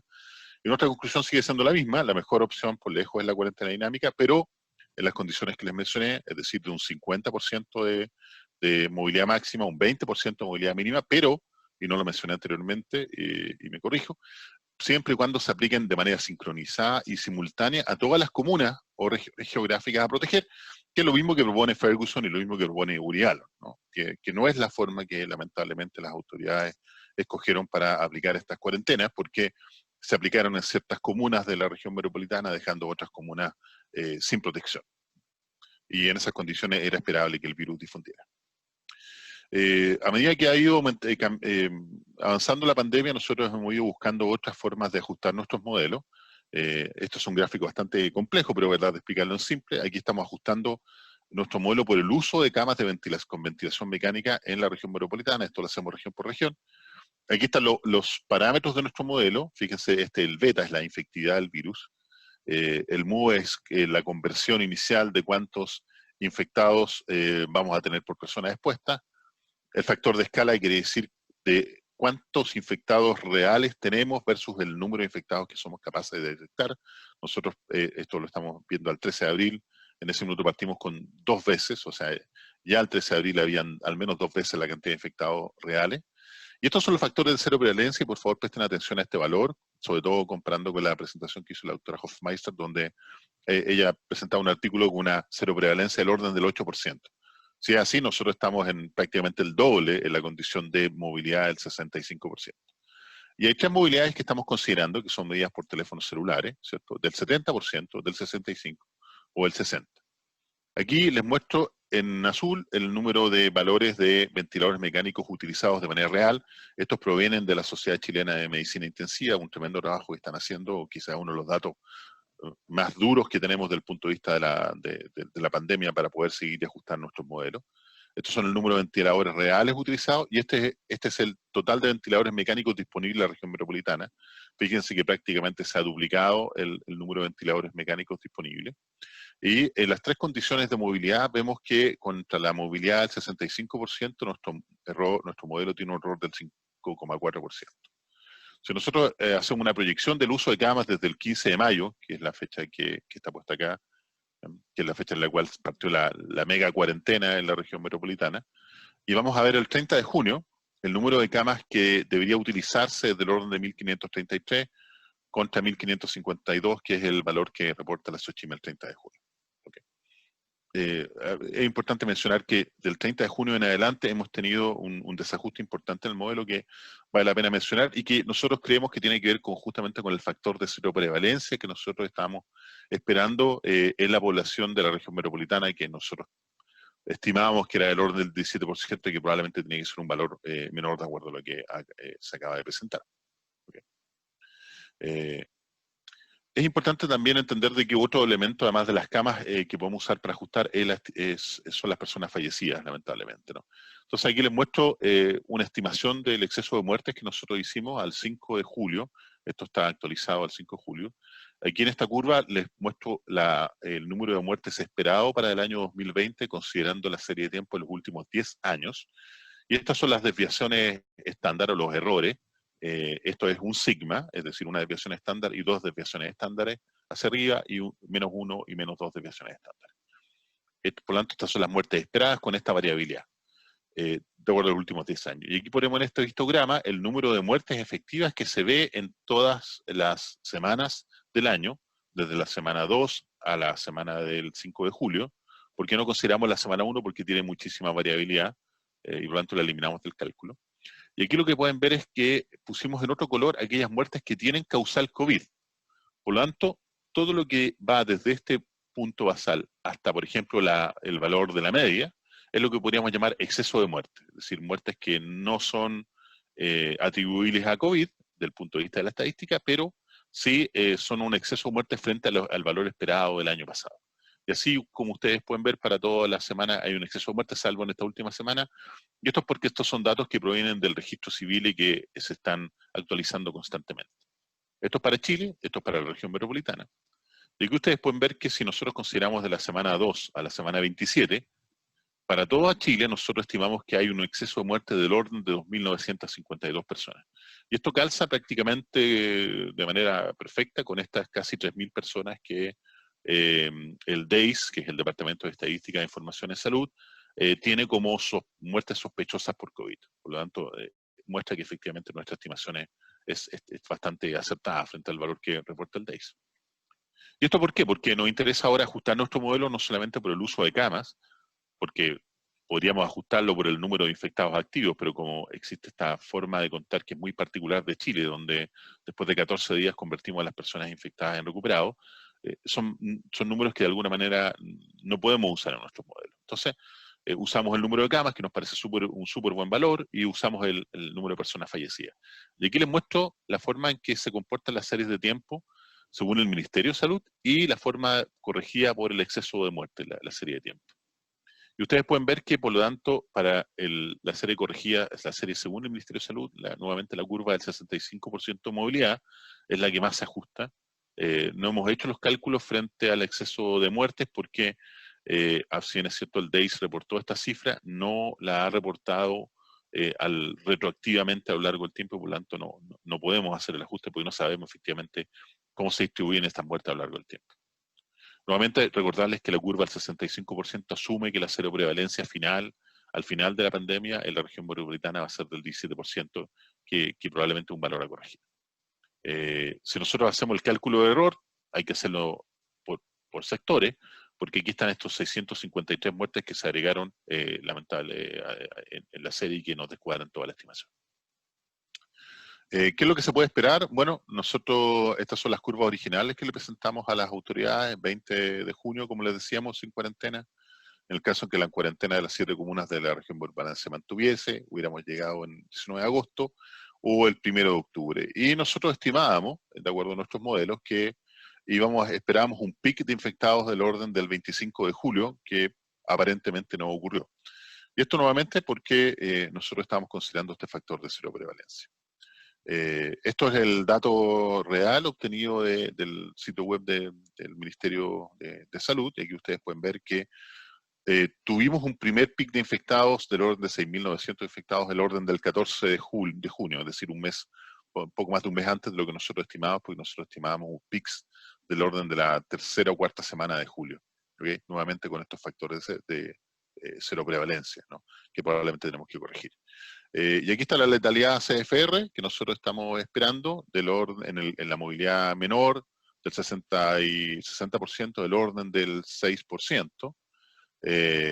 Nuevamente letalidad por caso reportado, ¿cierto? Del orden del 9% en el caso de la movilidad del 65% y del orden del 11% en el caso de la movilidad máxima del 70%.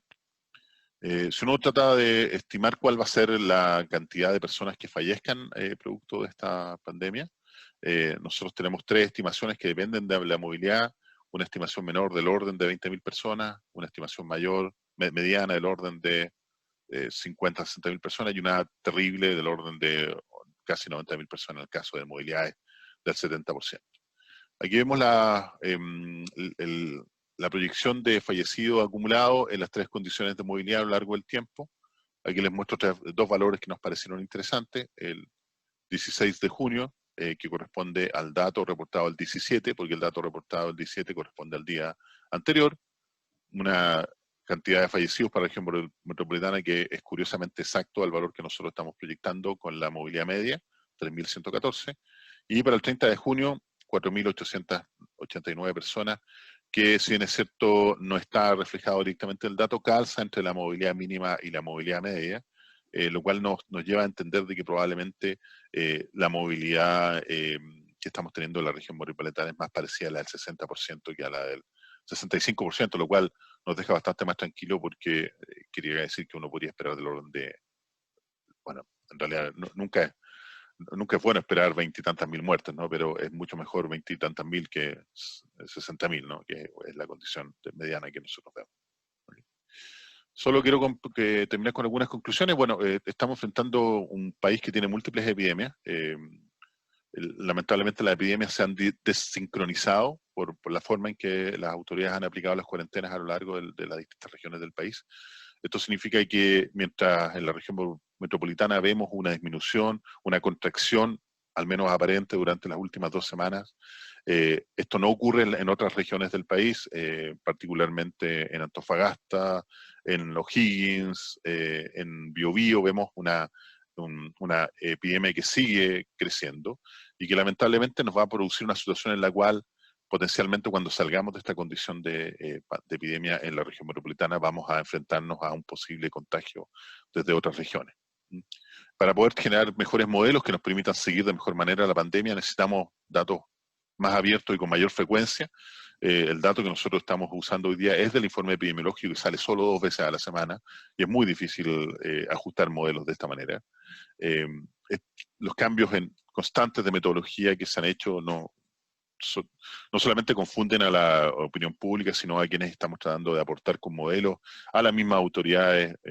Significa que tenemos que volver cada cierto tiempo sobre nuestro modelo y tratar de corregirlos para ajustarnos a los cambios metodológicos. Es muy importante que los modelos permitan cambios a lo largo del tiempo. Hoy día nosotros estamos convencidos, a propósito de lo que se mencionaba en la presentación anterior, que necesitamos un beta dinámico. El beta dinámico es la infectividad del virus. El RE o el R efectivo nos da una idea de qué tan efectivas son las posibles transmisiones entre todas las personas infectadas, pero la infectividad, este beta dinámico, creemos que es un elemento súper importante y uno de los grandes aprendizajes de la pandemia, ¿no? Desde el punto de vista de los modelos.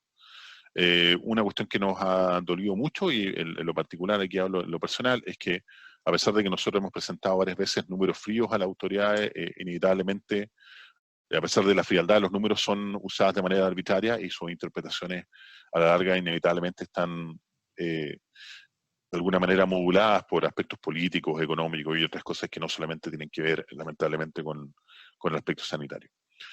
Y una reflexión personal desde el punto de vista de los investigadores y de nuestro rol durante situaciones críticas es cómo de alguna manera nosotros tenemos que entender de que no solamente debiéramos solo entregar información a las autoridades, sino también tratar de influir sobre las decisiones, porque lo ha demostrado la pandemia. Al final, múltiples de las decisiones terminan siendo un aspecto más bien político que sanitario o incluso soportado directamente por los antecedentes que se entregan.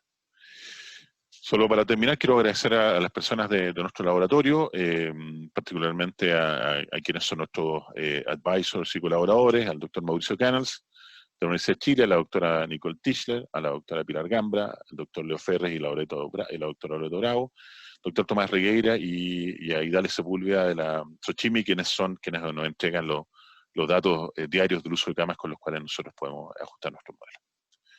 Eso, muchas gracias por su atención y si tienen alguna pregunta, feliz de responderla. Agradecemos la participación y la claridad de los contenidos de ambos expositores. Damos inicio entonces a la sección de preguntas de la audiencia. La pregunta va dirigida a ambos expositores. Iniciamos con la respuesta de la doctora Lorena. La primera pregunta dice así: ¿cuál es la confiabilidad y la precisión de los datos, tomando en cuenta de que los casos reales se consideran en caso de examen PCR positivo, teniendo en cuenta que este examen detecta solamente una cantidad de pacientes infectados?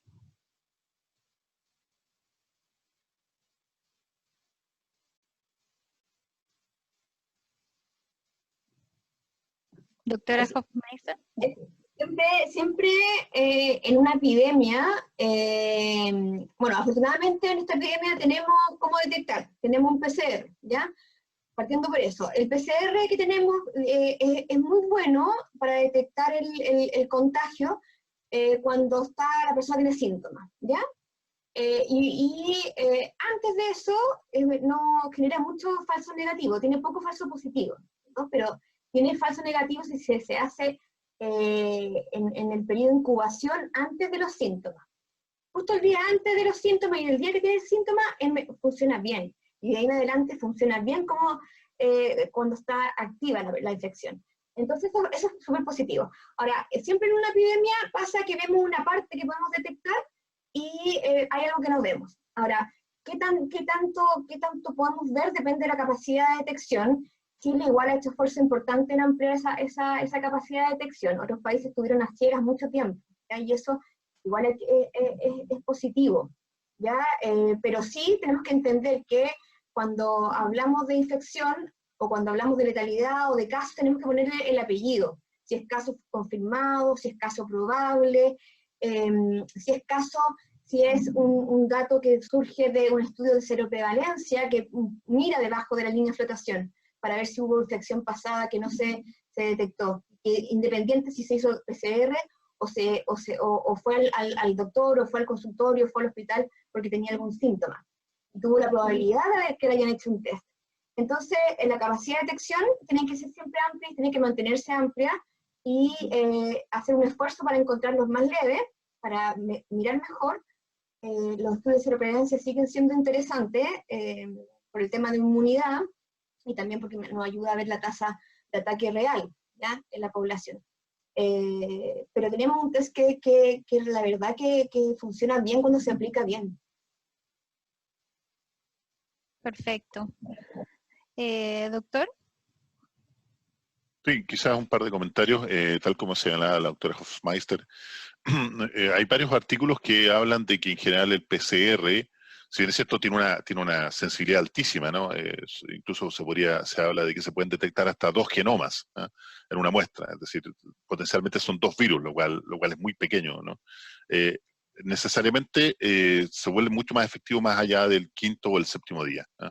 Entonces es muy probable que si nosotros hacemos PCR antes de este intervalo de tiempo, la carga viral no va a ser suficiente, tal que, a pesar de que bastarían 2 genomas para hacer la amplificación y la detección del material genético, del RNA viral, basta que la carga viral sea suficientemente baja, tal que en el hisopado no seamos capaces de capturar virus, ¿no? Entonces, eso es un punto. Ahora, respecto al tema general de los datos, por cierto que entre mejores datos tengamos, vamos a ser capaces de hacer mejores proyecciones, pero no solamente por la necesidad de hacer modelos, sino también, creo que es importante mencionar esto, para entender de qué manera las medidas que están tomando las autoridades están o no resultando.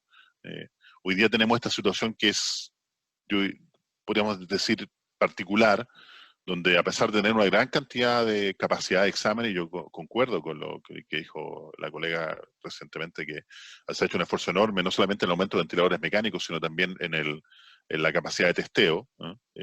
Tenemos el doble de capacidad de testeo, tenemos la mitad de la capacidad de testeo ociosa en este minuto. Entonces ahí valdría la pregunta hacernos de, ¿será que no estamos tomando los suficientes test? ¿Por qué decimos eso? Porque la tasa de positividad de exámenes sigue siendo muy alta, sigue siendo del orden del 20%.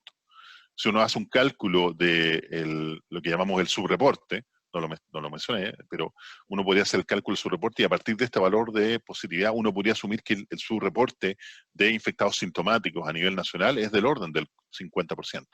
Eso significaría que el número de infectados sintomáticos que estamos viendo todos los días, al menos tenemos que multiplicarlo por 2. Por lo tanto, hay que hacer un esfuerzo ahí en tratar de salir activamente a detectar a los infectados. Muchas gracias por su respuesta. A continuación, la segunda pregunta dirigida a la doctora. ¿Cuál sería su opinión respecto al comportamiento de la pandemia, específicamente en la región de Antofagasta, que tiene una alta tasa de mortalidad?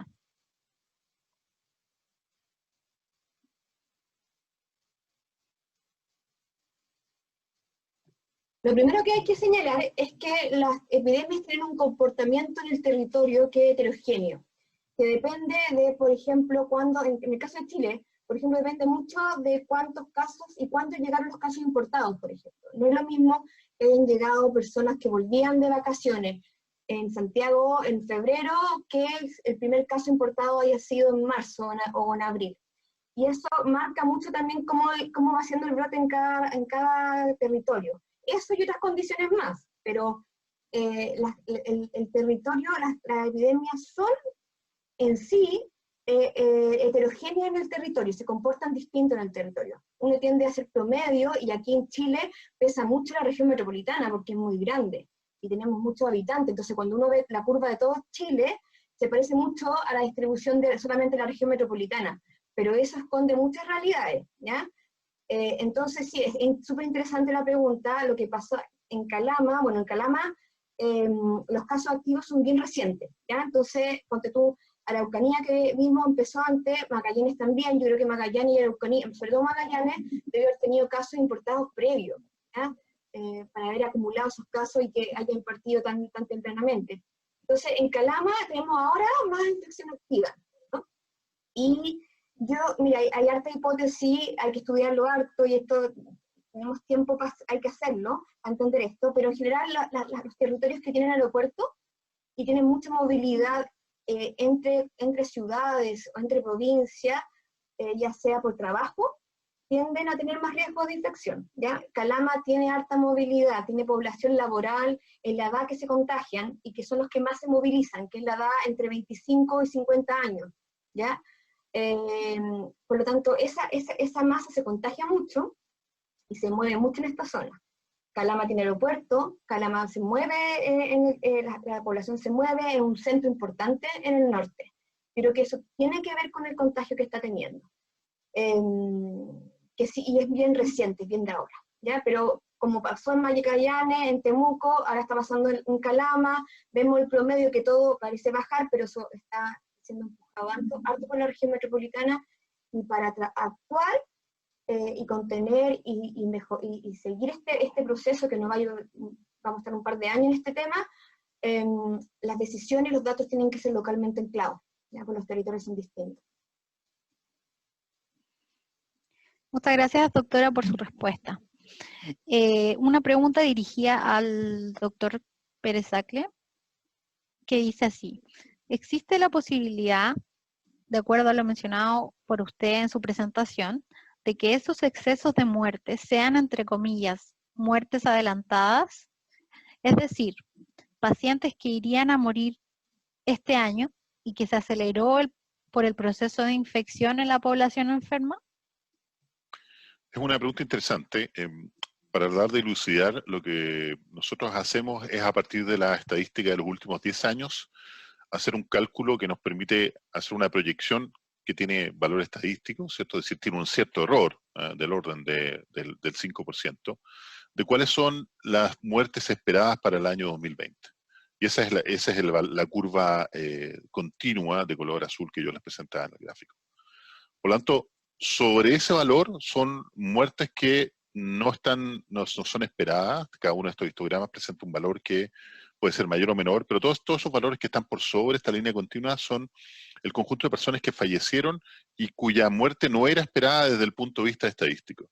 Okay. ¿Cuáles son las causas de muerte efectivas que tienen esas personas? Es difícil saberlo, porque para eso existe, por ejemplo, el DAIS, que lo que hace es ir revisando de manera sistemática y haciendo una curación muy acuciosa de los datos a lo largo del tiempo. Es un tremendo trabajo el que hacen ellos, y que desde el punto de vista de los datos es lo mejor que pueden hacer, ¿no? Pero lo que sí podemos decir es que son efectivamente muertes en exceso. ¿Cuál es la causa finalmente de la muerte? No lo sabemos. Sin embargo, lo que nos deja relativamente tranquilo desde el punto de vista de la estimación, no desde el punto de vista de las muertes, porque cada muerte es un problema en sí mismo, ¿no?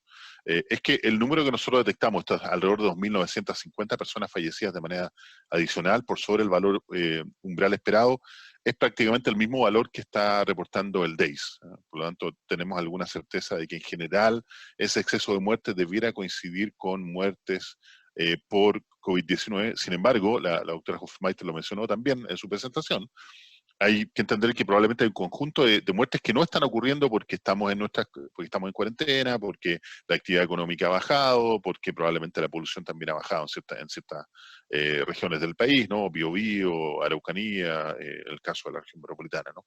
Pero la mayoría de las muertes que al menos nosotros estamos detectando parecen ser por causa del COVID. Muchas gracias. A continuación, una pregunta para ambos panelistas. En los casos en los cuales con PCR positivo y síntomas leves hay ausencia de seroconversión, ¿será posible que sea un grupo en el cual está actuando el sistema inmune innato celular, linfocitos T, por ejemplo, y no vayan a requerir otro tipo de inmunidad pasiva? Doctora. Sí, es interesante la pregunta. Han salido algunos papers muy recientemente con este tema y la verdad que hay que seguir estudiándolo. Ojalá que en Chile podamos tener estudios en esta materia, ¿ya?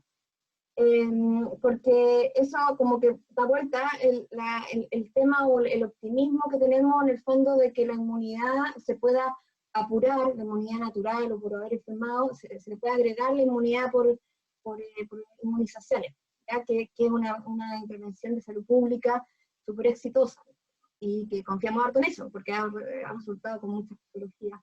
Entonces, sí, esto tiene que seguir mirándose, para ver si este otro mecanismo es importante en estos casos donde no se han encontrado anticuerpos, ¿ya? Yo realmente espero que se estudie en Chile, me encantaría ver equipos chilenos estudiando esto, ¿ya? Sí, ahora la vacuna, ponte tú, uno confía harto, porque dice, pucha, de verdad que necesitamos una vacuna, y es como, ¿cuándo va a llegar la vacuna? ¿Cuándo va a llegar la vacuna? Pero también tenemos que entender que en términos históricos siempre las vacunas se han desarrollado después de una primera ola de la enfermedad infecciosa nueva, o una o más olas. Entonces, en el fondo, lo que estamos viviendo es parte del proceso que hay que vivir en términos de padecer un agente que es nuevo, ¿ya? Entonces, sí, hay que seguir trabajando con la vacuna, pero esto es parte tenemos que vivir un poco esta historia. Y esta nueva evidencia hay que seguirla, porque sí, se necesitaría otro tipo de abordaje para generar inmunidad, para aumentar la inmunidad. Doctor.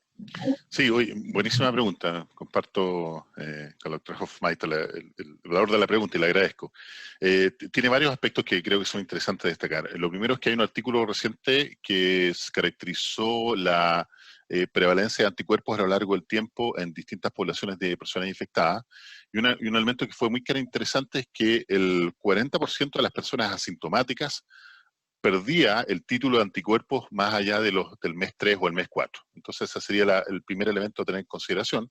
Si las personas a las cuales se hace tienen este PCR positivo no tienen cero conversión, o su cero conversión es momentánea y después de estos 3 a 4 meses finalmente terminan perdiendo el título de anticuerpo, habría que preguntarse cuál es la razón para la pérdida del título de anticuerpo. Se ha discutido mucho que podría tener que ver con mutaciones en un receptor que es la enzima convertidora de angiotensina, que es el ACE2, que está en la superficie de las células y que, si bien es cierto, su función no es ser un receptor, dado que es una enzima, el virus lo utiliza como correceptor para penetrar las células, ¿no?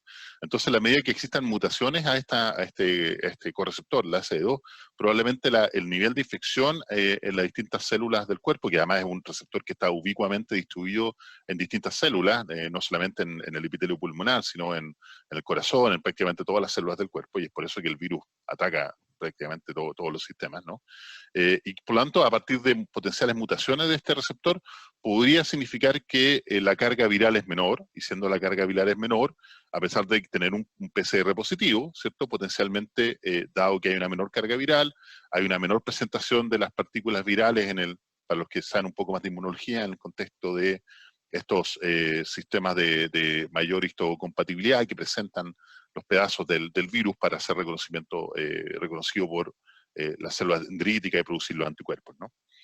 Pero el otro aspecto que me parece interesante destacar de acuerdo a la pregunta tiene que ver con el rol de la inmunidad innata, porque la otra es inmunidad generada directamente por el reconocimiento epitópico y la creación de anticuerpos, ¿no? Y que dice relación quizás con la actividad de los linfocitos T killers o con el factor del complemento, que son dos elementos de la inmunidad innata, y que podrían ser súper interesantes como hipótesis, comparto plenamente que sería interesante estudiarlo.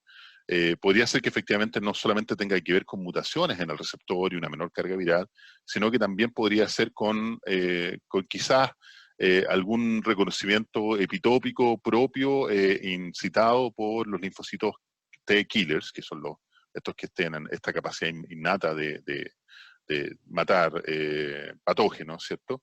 Y que incluso hay ciertas publicaciones que han comentado la posibilidad de que este reconocimiento epitópico sea cruzado con otros coronavirus, pero esto es pura elucubración porque hace falta mucha más investigación. Muchas gracias a ambos por sus respuestas.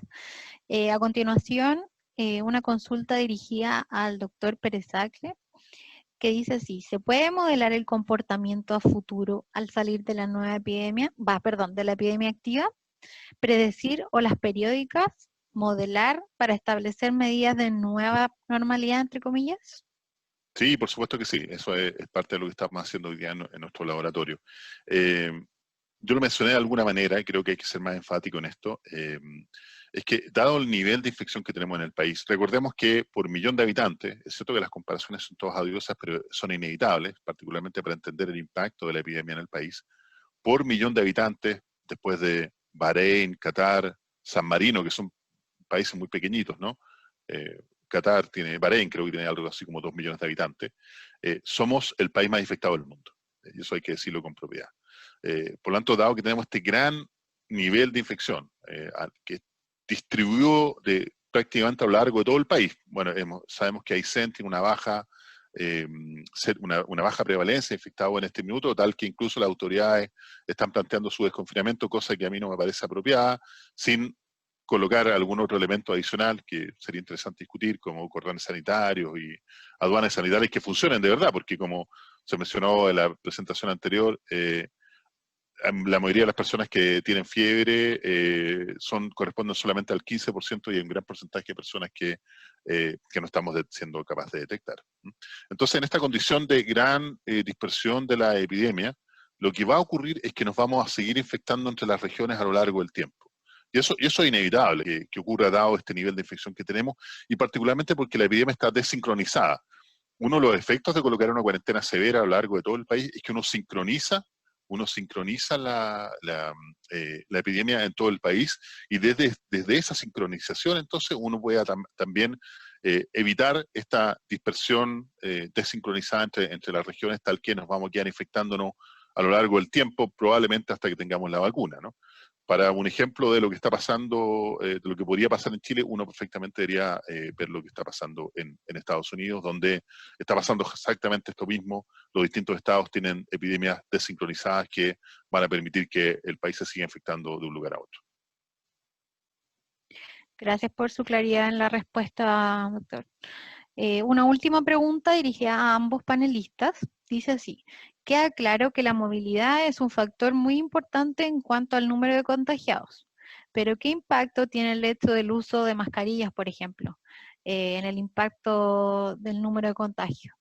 Ese tipo de medidas, ¿cómo impactan directamente? Doctora.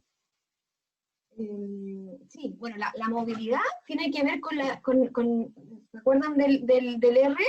El número reproductivo tenía un beta, un C y un D. Tiene que ver con la tasa de contacto, con la posibilidad que la gente se encuentre, y en ese encuentro se contagie, ¿ya? Entonces, la forma en que la gente se mueve y se relaciona, ya sea con personas conocidas o desconocidas, determina cómo la dispersión, ¿ya?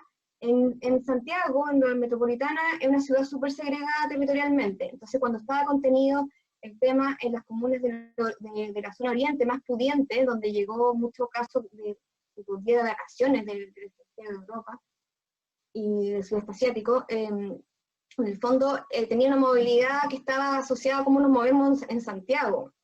Ahora, después cuando se amplió eso, la gente que venía a ir a trabajar de la zona poniente sur a este sector que es polo de trabajo, se empezó a contagiar, y después llegó a las zonas que son más densamente pobladas de Santiago. Y ahí fue como que empezó a subir de una manera súper dramática. Entonces, cuando uno controla la movilidad, tiene que reconocer eso. Ahora, las grandes barreras de movilidad funcionan, y funcionaron al principio un poco en las primeras cuarentenas dinámicas, con algo funcionó, y después los rendimientos fueron mucho más bajos. Esto empezó la segunda cuarentena grande total, o lockdown del 15 de mayo, empezó a bajar la curva, empezó a bajar mucho después, ¿no? A las 2 semanas siguientes, a la otra semana. Entonces, la movilidad funciona, pero tenemos que reconocer cómo se mueve la gente, y que si el virus está circulando va a estar en las casas. Y la tasa de ataque de esta enfermedad es mayor en las casas, en los contactos cercanos. Entonces, llegando a eso, de la importancia de la movilidad, pero también saber cómo se mueve la gente y cómo se está contagiando, que son los cercanos contactos estrechos que viven con la persona, las medidas de barreras, como las mascarillas, ponte tú, tienen que funcionar en esos espacios también, ¿ya? Y lo bueno de eso es que las mascarillas al principio había hartas dudas si iban a funcionar en países como Chile, que no había ni una costumbre cultural. En sudeste asiático llevan años usando mascarilla por un tema también, no solamente de no contagiarse a sí mismo, sino que culturalmente está pensado de que yo no tengo que contagiar al otro. Entonces es una responsabilidad colectiva más que me estoy defendiendo a mí. No, estoy defendiendo al otro de mí, porque yo puedo contagiar. Esa lógica es súper discutible, no está presente en nuestro país, no estaba. Yo tenía claras dudas de si se iba a usar bien y no iba a ser como un objeto medio fetiche, de que tengo una mascarilla, la uso, y genera la sensación de que estoy protegido, pero en la práctica la uso mal, no me lavo las manos, no la boto cuando la tengo que botar, etc. Pero los estudios han mostrado, alcancé a mostrar algo en la presentación, de que a nivel comunitario sí está funcionando, ¿ya? Así que eso es una súper buena noticia. Y eso hay que incorporarlo a los modelos, sí, porque es un método de barrera que funciona. Ahora, me encantaría ponte tú en los modelos, o pensarlo mejor, o estudiarlo más, qué pasa con ese tipo de protección en espacios que para las personas son muy cómodos y generan mucha sensación de seguridad, como la casa. Cuando uno está en la casa, uno se relaja, porque está en su casa, es un espacio muy privado. También qué pasa y qué va a pasar cuando comamos con otros. Cuando nosotros comemos con otros tenemos que sacarnos la mascarilla, y uno come, a muy poca gente le gusta comer sola, el espacio de comer es un espacio social, más en Chile. Entonces tenemos que pensar cómo se va a usar este equipo que está funcionando, reconociendo este tipo de cosas, de que vamos a empezar a comer con desconocidos, con compañeros de trabajo, con primos, con amigos, de manera gradual vamos a ir ampliando el foco, o en el trabajo, y cómo podemos incorporar este uso de mascarilla de manera efectiva. Pero sí ha funcionado, esa es una buena noticia, yo creo que es una gran ganancia eso. Y lo que sí hay que usarla mejor, y hay que explicarle más a las personas cómo se usan, y la mejor combinación es usarle el lavado de manos inmediato. O sea, ponérselas, cuando las personas se las sacan, tienen que lavarse las manos. Esa es la mejor combinación. Perfecto, muchas gracias. Doctor, Sí, gracias. La pregunta tiene dos partes. La primera tiene que ver con la movilidad. Es cierto, la movilidad es tremendamente relevante porque, como bien se explicaba, y voy a usar un eufemismo, disculpen por eso, pero el virus afortunadamente no tiene patitas, entonces no se mueve, y la única forma en que se mueva es con personas que están infectadas, que son las que transportan el virus, ¿no? Entonces, entendiendo eso, son los contactos entre las personas que están infectadas y las personas susceptibles las que, una vez que el contacto es efectivo, transmiten el virus. Por lo tanto, si nosotros somos capaces de modular la movilidad, y eso justamente el efecto que quieren lograr las cuarentenas es bajar la movilidad de las personas, vamos a tener un mejor efecto y vamos a evitar la mayor dispersión del virus. En la situación actual de las cuarentenas en Chile, particularmente la que tenemos en la región metropolitana, con más de 2,4 millones de personas moviéndose todos los días hábiles en actividades laborales, más de 150.000 personas, empresas funcionando, quiere decir que la movilidad remanente es demasiado alta, y es por eso que ha sido tan difícil luchar contra la dispersión de este virus. Podemos compararnos contra países que lograron salir de esta situación. El caso más emblemático me parece a mí que es de Nueva Zelanda, que en 3 a 4 semanas logró reducir la movilidad de manera sistemática, muy dramática, a no más del 20% de la movilidad remanente. Eso nosotros lo podemos ver por los estudios internacionales, siguiendo nuevamente teléfonos celulares, y durante ese tiempo se aplicó esta estrategia de que la llaman TTA, ¿no? Que es trazar, tratar y aislar, es decir, salir a infectar, a identificar de manera efectiva, proactivamente a las personas. ¿Okay? Un elemento muy importante de entender que tiene que ver con la movilidad es cómo la enfermedad se dispersó de estas comunas, tal como lo mencionaba la doctora Hofmeister recién, de estas comunas más acomodadas a las comunas con menor capacidad económica. Y esto es porque, si bien es cierto, al principio se redujo la movilidad en estas comunas, aplicando esta cuarentena que se impuso el 26 de marzo, no se cortó el flujo de gente que venía de las que llamamos las comunas dormitorio. Hablemos de la región metropolitana, de La Granja, del Bosque, de La Pintana, de Independencia, que iban a estas comunas de mayor capacidad económica a trabajar, y que después entonces entraban en contacto con personas infectadas y transportaron el virus de vuelta a sus comunas. Lo mismo que, por ejemplo, pasa en Calama. Calama es una zona muy contagiada en este minuto, con un R efectivo que todavía sigue siendo superior a 1. La epidemia está en franca expansión en la región de Antofagasta. Y esto se produce principalmente por el flujo de personas desde Santiago a las faenas mineras. Hay que recordar que hasta hace poco los vuelos iban completamente llenos al aeropuerto de Calama, ¿no? Entonces la movilidad es tremendamente relevante y es probablemente el corazón de la dispersión de la enfermedad que llamamos COVID-19. Ahora, el punto de vista de las mascarillas, creo que es súper importante sacar a colación un artículo que fue publicado recientemente en Lancet, donde se hizo un estudio sobre la posibilidad de que efectivamente el virus fuera aerotransportado, airborne, como decimos en inglés, ¿cierto? Y en general hay toda una discusión que todavía no está saldada, creo yo, no sé qué opinará la doctora Hofmeister, pero si es cierto que el virus efectivamente es aerotransportado, o que dada la dispersión en aerosoles que nosotros generamos cuando estamos hablando, cantando, riéndonos, etcétera, ¿no? Se mantiene una larga cantidad de tiempo flotando en el ambiente, lo cual podría explicar las altas tasas de contagio en hoteles o en los cruceros, producto de la circulación a través del aire acondicionado sin filtro. Entonces quiere decir que las medidas los elementos de protección personal, tales como mascarillas o antiparras, son tremendamente necesarios, particularmente en los lugares que hay una alta aglomeración de personas, ¿no? Hablemos de supermercados o espacios cerrados, farmacias, locales comerciales, etcétera. Hay múltiples estudios que han sugerido, nosotros en nuestro modelo también lo incorporamos, cómo el uso de elementos de protección personal, particularmente de mascarillas, disminuyen la tasa de contagio y probablemente es una de las mejores medidas que nosotros podemos tener junto con, como se mencionaba, lavarse las manos o distanciamiento social.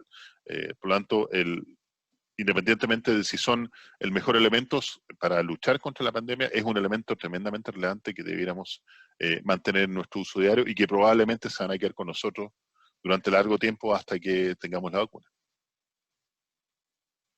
Muchas gracias a ambos por sus respuestas y reiterar los agradecimientos en general a nombre de Hospital Digital y la Sociedad Chilena de Medicina Intensiva por su tiempo y las excelentes presentaciones realizadas el día de hoy. Además, queremos invitarlos a todos a participar de la jornada de capacitación programada para el día de mañana a las 12 del día, que abordará la experiencia en estos últimos meses de pandemia en relación a los desafíos del uso de máquinas de anestesia en paciente crítico. Con esto damos finalizada esta sesión. Muchas gracias a todos, doctor, doctora, y que estén muy bien.